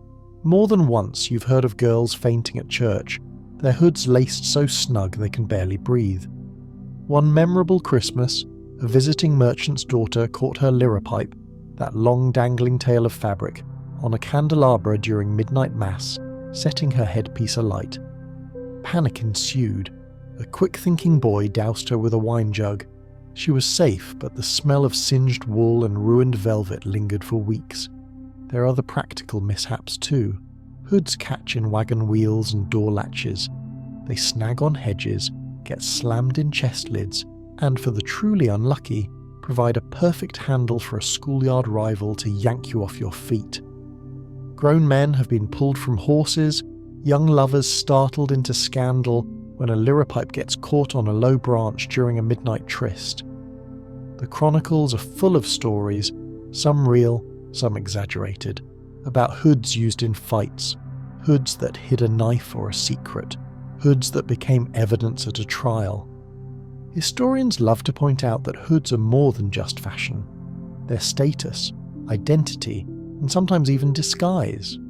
A beggar who steals a fine hood might pass for a merchant. A runaway bride can vanish if she swaps her wedding veil for a peasant's cap. Authorities try to keep track, sumptuary laws again, of course. But fabric is easy to dye and easier to lose. "It wasn't me," you hear people say. "I was wearing a red hood." And you realise that sometimes clothing is the best alibi or the worst witness. But for all the risks, the hood is as much a comfort as a curse. In the rain, in the wind, in the dust of the road, you're grateful for its shelter. You can hide your face when grief comes, or whisper secrets under its shadow. Lovers carve their initials into the lining. Children tie knots in the tails for luck.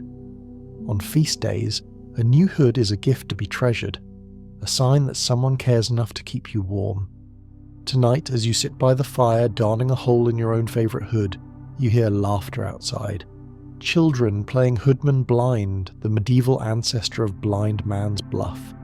You smile, remembering all the times you've stumbled, bumped and run headlong into mischief, your world blurred by the edges of your vision. You know that tomorrow you'll tie your hood a little looser, brush it out in the sunlight, and maybe, just maybe, remember to check for unwelcome visitors before you put it on. In the end, the hood is a lesson in medieval life. Even the smallest comforts come with hazards, and the most ordinary things can hold a story of their own. You pull it close as the fire burns low, thinking of all the adventures, risks, and quiet warmth woven into every stitch. The moon is high, and the distant sounds of festival bells drift through your open window. Tonight the village is alive with laughter, music, and an energy that only comes when people finally set their burdens aside. For a few brief hours, even the poorest girl can dress like a duchess, and the humblest boy can strut like a lord. It's the annual festival, a riot of colour, costume, and inevitably fashion, gone wildly, dangerously wrong. If ever there was a stage for sartorial disaster, it's the medieval festival. No one wants to blend in. Everyone wants to be seen. You can smell the dye and starch from a dozen different booths, see merchants hawking cheap ribbons and garish caps, hear the hawkers promising 1 penny for a veil to win you a kiss. You see it all, and you want it all, until you remember last year's festival and the accidents that turned pageantry into pandemonium. The hazards begin with the costumes. This is your chance to show off, and people go to extremes. Tunics with sleeves that sweep the ground, headpieces topped with peacock feathers or twisted wire, masks so thickly painted you can barely see, breathe, or smile. The more elaborate the outfit, the more likely something will go wrong.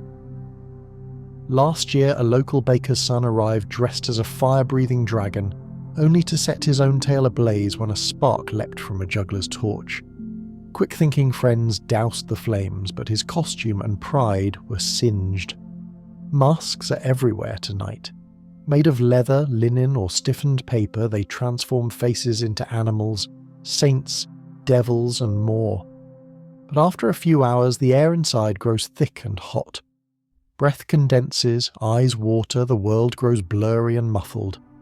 You remember hearing about the mayor's wife, who fainted halfway through the midsummer parade, her elaborate mask trapping so much heat that she swooned into the arms of a startled jester.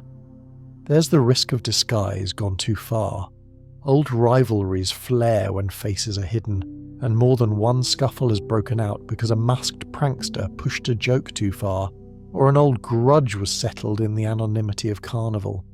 Children vanish into the crowd, transformed by paint and costume, and frantic parents search for a glimpse of familiar shoes or a voice in the tumult. Shoes, of course, are their own disaster.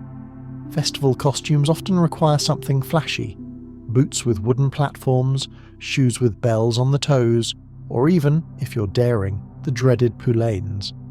You see a group of lads daring each other to dance in their uncle's old platform shoes, the tallest barely managing a clumsy shuffle before tumbling into a cart of apples.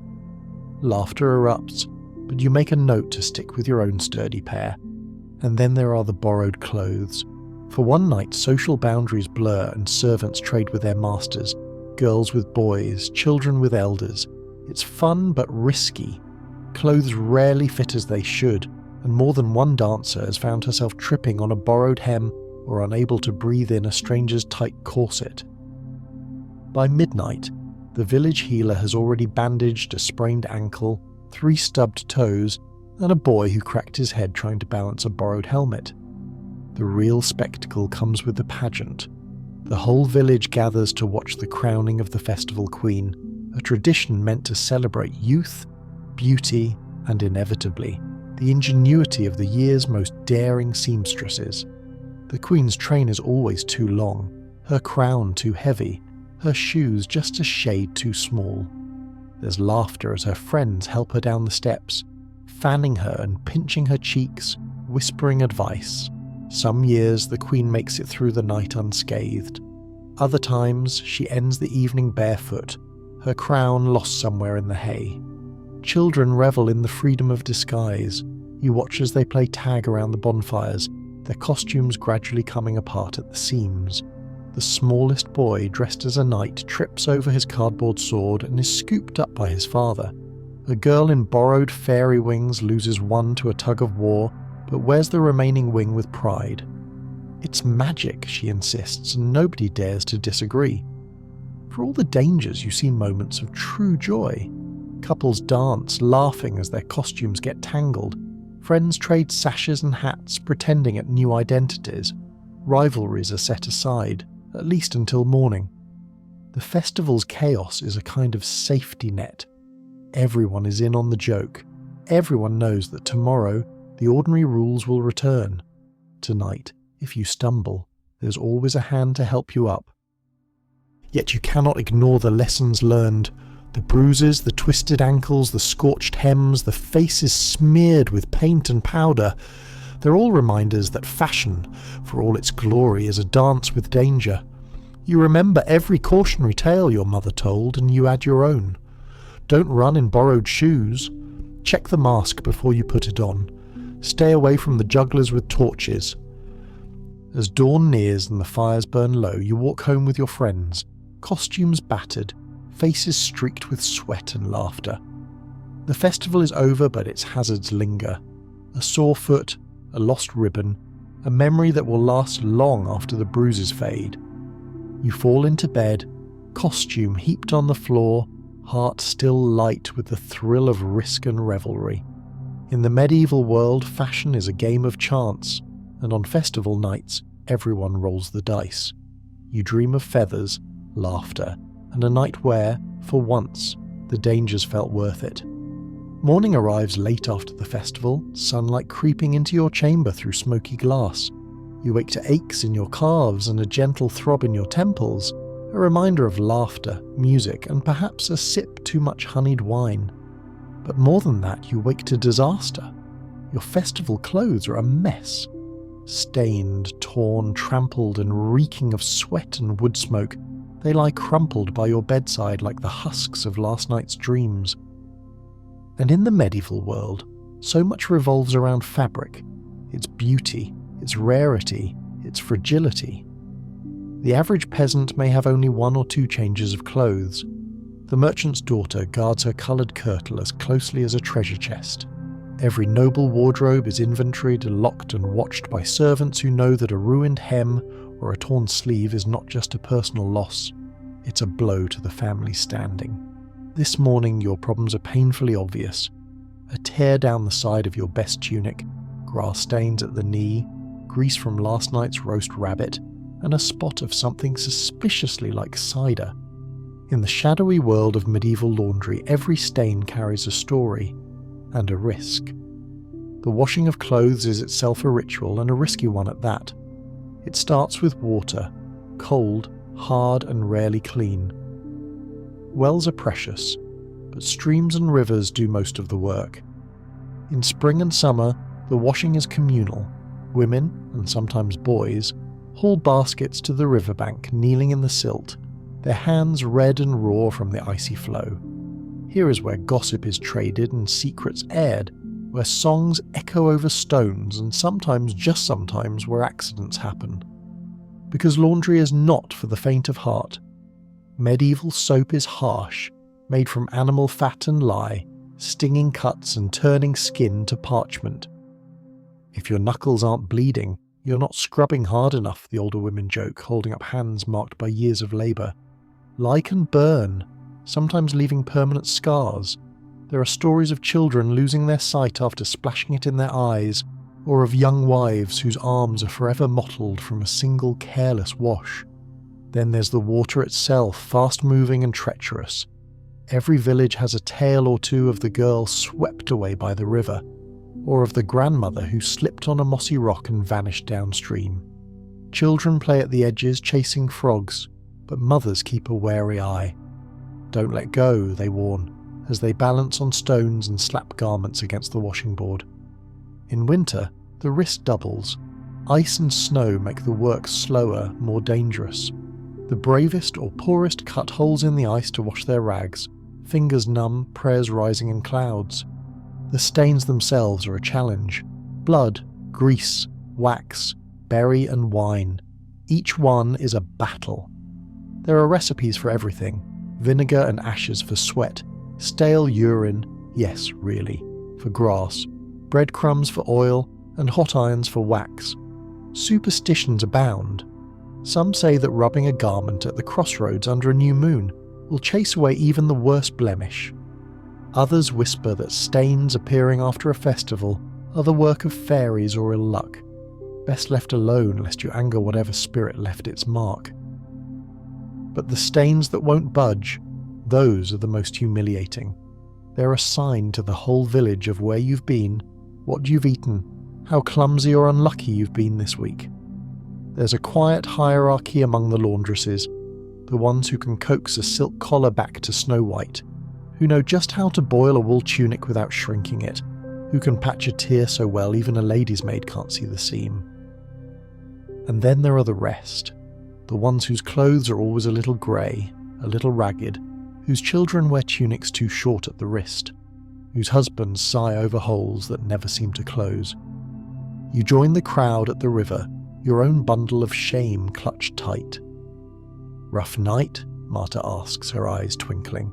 She has a stain removal kit, her grandmother's, and an opinion about every spot. Roast fat, cold water first, grass, pray to St. Martha, then scrub with vinegar. Wine? Not much hope, but try ashes and salt. The laughter stings, but you know it's kindness. The riverbank is the one place everyone's equal, stripped of finery and gossip, just bare arms, soap and the endless rhythm of the wash. But the dangers don't end with sore hands and wounded pride. Wet clothing is heavy, dangerously so.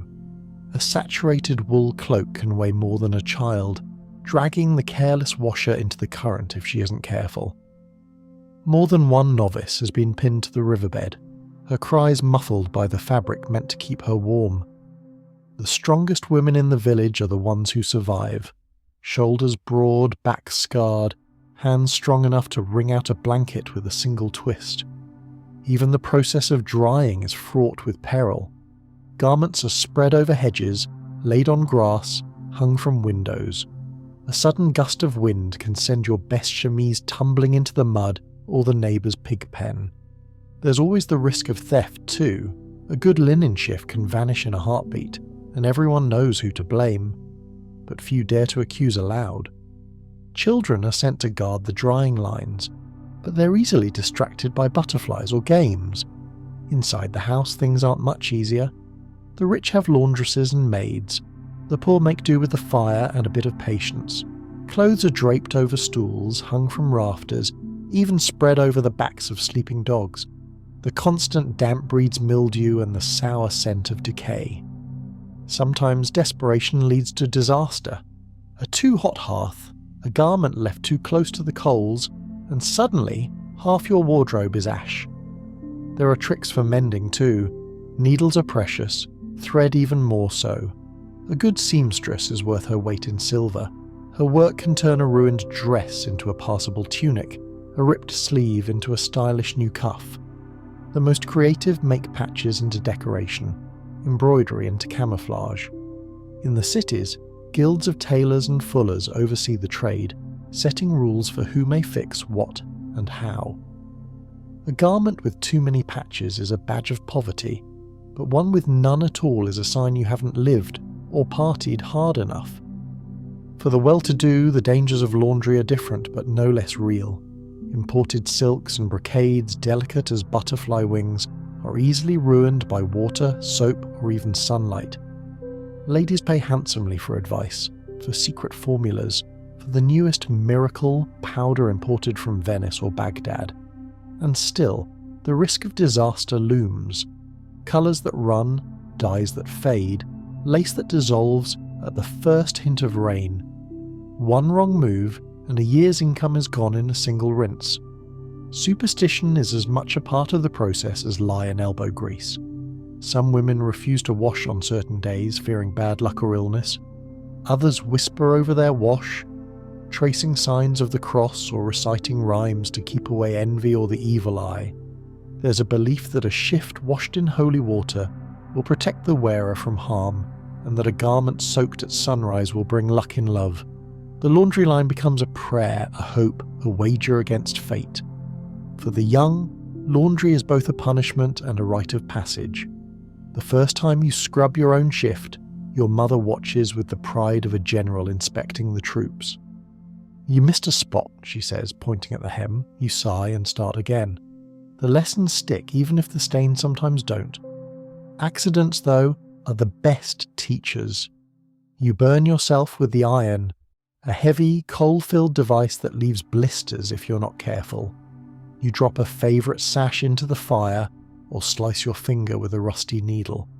You lose your temper, hurl a ruined tunic into the pigsty, then regret it when your mother finds out. Each mishap is added to the village lore. Remember when Anna set the tablecloth alight? Who could forget when Peter's hose turned purple from the wrong dye? Laughter heals what pride cannot. And then there are the tragedies that become warnings. The girl who vanished at the river, the fire that took a winter's worth of clothes, the sickness that spread from a shared wash basin.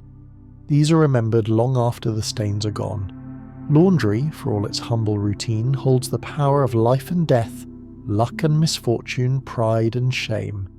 Yet as the sun sets and you carry your clean, if battered clothes home, there's satisfaction in the weight over your shoulder, in the ache of your arms. Your festival dress is patched and faded, but it is yours, a testament to survival, laughter, and a night you'll never forget. You share a smile with Marta, trade a last joke about stains that will never come out, and promise to meet at the river again next week. In the medieval world, fashion is never just about what you wear. It's about what you risk, what you lose, and what you're willing to fight for. Even the most ordinary tasks carry a secret edge, a reminder that beauty and danger walk hand in hand through every day, every season, every life. And as you tuck your festival dress away, ready for its next adventure or disaster, you realize, in a world where every garment is precious, survival is an art, and a well-scrubbed shirt might be the bravest thing you wear. After a week of rain and restless wind, your newly washed tunic still holds the scent of river and wood smoke. The hem a little rougher for all its troubles. The festival has faded, but the dangers of medieval fashion, like the stains on your oldest apron, never quite disappear. Today your challenge isn't the washboard or the wild river, but a creeping invisible peril, one stitched silently into the seams of everyday life. Dyes, mordants, and the strange alchemy of medieval colour. You've always loved the bright splash of a scarlet hood in a grey crowd, the shimmer of blue thread at a noblewoman's sleeve. Colour in the medieval world is currency. It marks status, signals trade, and sets apart the special from the plain. The dyers of the city are artists and magicians, envied and feared in equal measure. But for every garment that dazzles, there's a shadow, stories of sickness, madness, and poison born from the pursuit of beauty. It starts in the dye house. You remember your first errand there, breath catching in your throat at the fumes. Pots bubble and steam, filling the narrow alley with a sour, sweet tang, fermented urine, lye, ground bark, powdered insects. The apprentices stir the vats with long sticks, their hands and faces flecked with indelible colours. Some wear rags over their mouths, others laugh and shout, their hair streaked green or blue. You try not to stare at the boy with the yellowed fingernails, his skin raw where the dye has burned it thin. The process is brutal. Most dyes come from nature, but almost nothing is safe. Woad and indigo for blue, madder root for red, weld and saffron for yellow, walnut and oak for brown and black. But to make colour last, you need mordants, fixatives that bite and bind the dye to the fibre.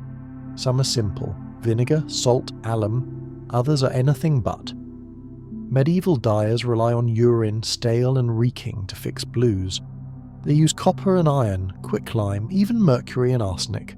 One mismeasured dose, one slip of the hand, and your cloth is ruined, or worse, your health. You watch a dyer at work, his hands already scarred from acid. He dunks a length of linen in a bubbling pot, then pulls it out, eyes watering. Don't breathe too deep, he warns, unless you like coughing up blood.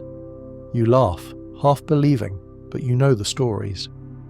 Dyers cough through the night, their teeth darkened by years of vapours. Some go blind, others simply fade away, their skin marked by purple rashes, their lungs battered by fumes. But the dangers don't end with the dyer.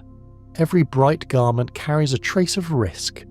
You pull on your new red kirtle, dyed with madder and brightened with a little extra lye, and your skin itches before the day is done. For those with delicate constitutions, even a well-washed shift can cause rashes, swelling or fever.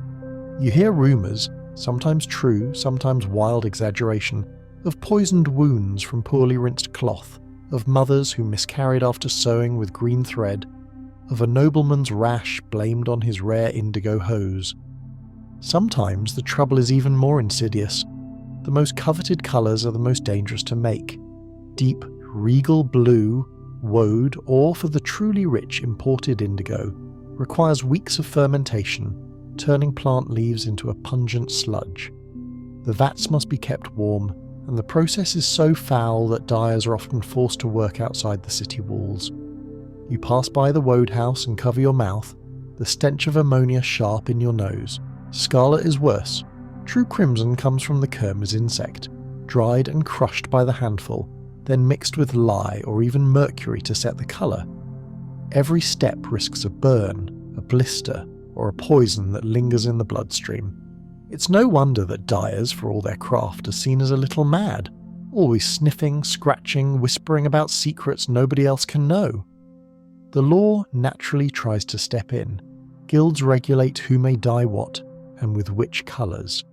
Some shades are reserved for the nobility, others for the church. Break the rules, and your fabric may be confiscated, your shop fined or closed. But as always, clever hands find ways around. Secret recipes, midnight batches, bribes to the right city warden. You see children carrying baskets home at dusk, their faces smudged with blue, swearing they've been nowhere near the dye house. Washing dyed clothes is its own dance with disaster. The wrong soap, too hot water, or even a sunny day can turn a masterpiece into a muddy rag. Mothers warn daughters never to let their best aprons soak too long, lest the colour run and mark them as careless, or worse, poor. The village learns to spot the telltale stains: blue knuckles in spring, red wrists at the harvest, yellow feet after a rainstorm. There are stories too of more deliberate dangers. A jealous rival might sprinkle lye into your rinse water, or switch your alum for saltpetre.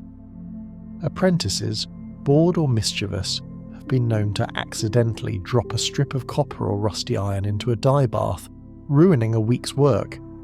Sometimes the sabotage is subtler. A gown meant for a wedding is dyed a shade too pale. A cloak for a merchant comes out blotchy or uneven. Favours and grudges live and die by the colours people wear. Yet despite the risks, the pursuit of colour never stops. The world is hungry for brightness. Festivals demand red, blue and gold. Weddings shimmer with green and violet. Every church year, every pageant, every market day is a parade of hues and hopes. Children long for a ribbon in the newest shade, and old women hoard scraps of their wedding veil like relics. And for all its hazards, there is a kind of triumph in it, a sense that to wear colour is to defy the greyness of hunger, cold, and fear. Your red kirtle may itch, your blue hose may leave your ankles stained, but you walk with pride. To wear colour is to say, I am here, I matter, I am part of the story. Tonight, as you undress by candlelight, you see the faint streaks of green along your wrists, a lingering itch at the nape of your neck. You know, now, that every beautiful thing you wear is a story of risk, of hands burned and lungs stung, of secrets kept and corners cut, of the invisible price paid for every shade. You lie awake, listening to the distant singing of the night watch, and wonder if tomorrow you'll still reach for the brightest tunic in your chest. Because in the medieval world, fashion is a gamble, a balancing act of pride and peril, desire and danger. Every colour is a trophy, every pattern a memory, every stain a story. The dye pot and the river, the needle and the lie, they're all part of the strange alchemy that turns the ordinary into the unforgettable. And as you drift to sleep, the world painted in hues both brilliant and risky, you smile at the thought that, whatever tomorrow brings, you'll face it, colourfully, courageously, and, if you're lucky, with only a little itching. Death comes to every medieval town like a rumour on the wind, sometimes slowly, sometimes all at once, sometimes in ways you've dreaded for weeks, and sometimes in a sudden shiver after a feast or market day. This time, the bell tolls for someone you know, a distant cousin, old but not ancient, a woman remembered for her pride in her best Sunday dress and her habit of polishing silver buckles until they gleamed like mirrors. When you arrive, the house is crowded, every surface draped in black, every voice hushed and reverent. But even now, especially now, fashion is part of the story. The last garment anyone wears is chosen with as much care as the first. A final kirtle, a shroud stitched by trembling hands, a veil drawn over still features, every fold and tuck an echo of a life lived in fabric and colour and risk. Preparing the dead is a communal act, filled with rituals, superstitions and silent judgments. You gather with the women, mothers, sisters, friends, around a low bed, each one bringing her own knowledge, her own sense of what's proper and what's dangerous. There are rules, of course. The dead must be washed, oiled and dressed in clean linen, but not too much finery, not too much gold. To overdo it is to invite jealousy, gossip, even accusations that you've stolen the best for yourself or for the grave. Every village remembers stories of the grave-robbing widow, the daughter who buried pearls, the son who kept the good cloak for himself. At the same time, to send someone off in rags is a scandal, an insult to the memory and to the neighbours watching through half-closed shutters. You help to choose the shroud.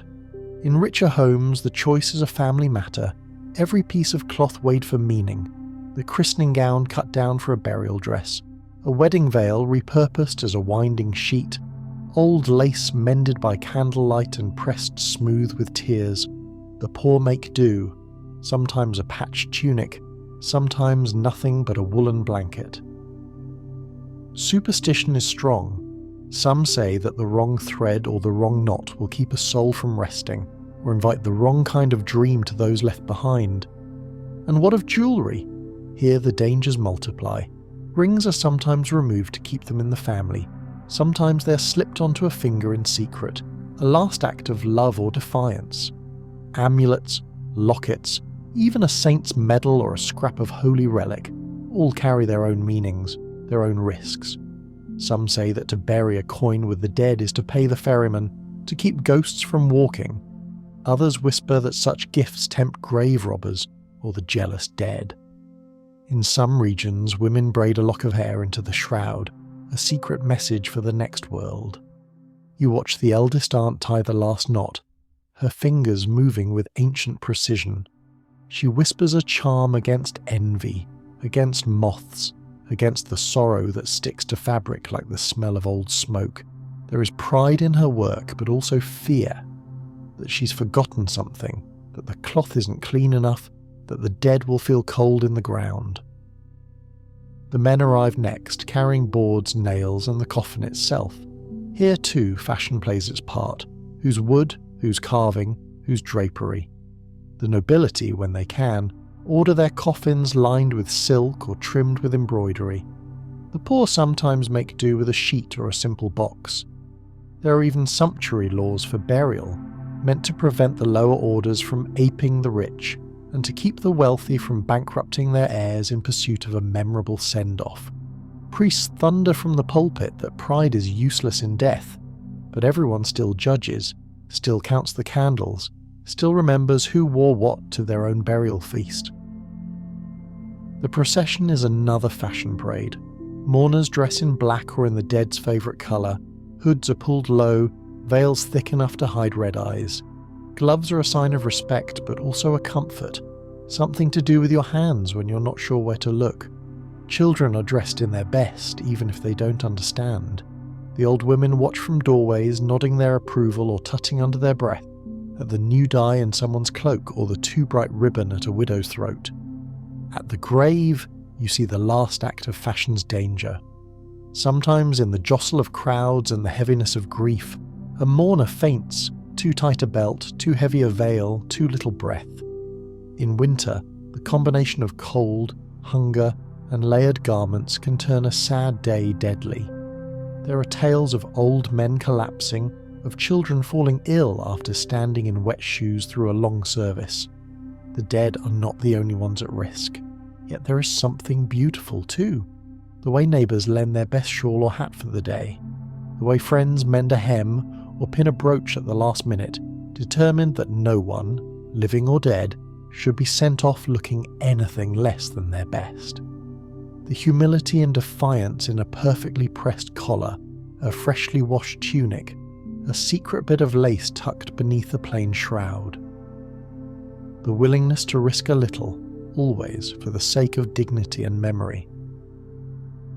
After the burial, the living gather for food, drink, and stories. Clothes are shed, veils lifted, tears wiped on borrowed sleeves. Children run and play, the edge of grief softened by the comfort of routine. You watch your own hands, rough with work and care, and realise that, in a world obsessed with outward show, survival depends not just on what you wear, but on what you're willing to risk for those you love. Night falls, the house quiet at last. The garments of the dead are folded away, the borrowed hats returned, the shrouds pressed flat. Tomorrow, life will resume. More dye, more danger, more dances and disasters, more stains and stories. But for now, you rest, knowing that in this world, every thread, every colour, every bruise and patch and borrowed sash is part of a longer, richer tapestry, a living memory, woven through risk and beauty alike. So, you lie down at last, feeling the soft scrape of linen against your skin and the gentle ache in your shoulders from a day of work and memory. You listen to the faintest sounds, the wind at the shutters, the crackle of a dying fire, maybe the distant song of a night watchman calling the hour. In the darkness, your thoughts drift to all the ways clothing has shaped your life, comfort and costume, burden and shield, pride and peril. Your mind slows, tracing the winding path of cloth through the seasons, the warmth of fur in winter, the cool hush of linen in summer, the itchy sting of new dye, the weight of borrowed velvet on a festival night. You remember laughter at the river, the sting of soap, the sharp fear of a dress too close to the hearth. You remember the triumph of a stain finally banished, the secret joy of a bright sash hidden beneath a sober cloak, the shared conspiratorial smile over an illicit colour. And now, as your breath deepens and your heart finds its gentle, sleepy rhythm, you find peace in knowing you've survived it all. Every mishap and hazard, every bruise and burned hem, every wild fashion that came and went. You understand, finally, that beauty is not just in the fabric, but in the courage to wear it anyway, to try, to risk, to join the long dance of those who came before you. The night grows quieter still. You let yourself imagine the future, a new garment, a new season, a new story to be told by firelight. But for now, all is safe, all is gentle, all is still. Now, breathe slow, let the weight fall off your shoulders, and sink with me into tonight's slow unravelling of the past, right here on Historian's Diary. Sweet dreams.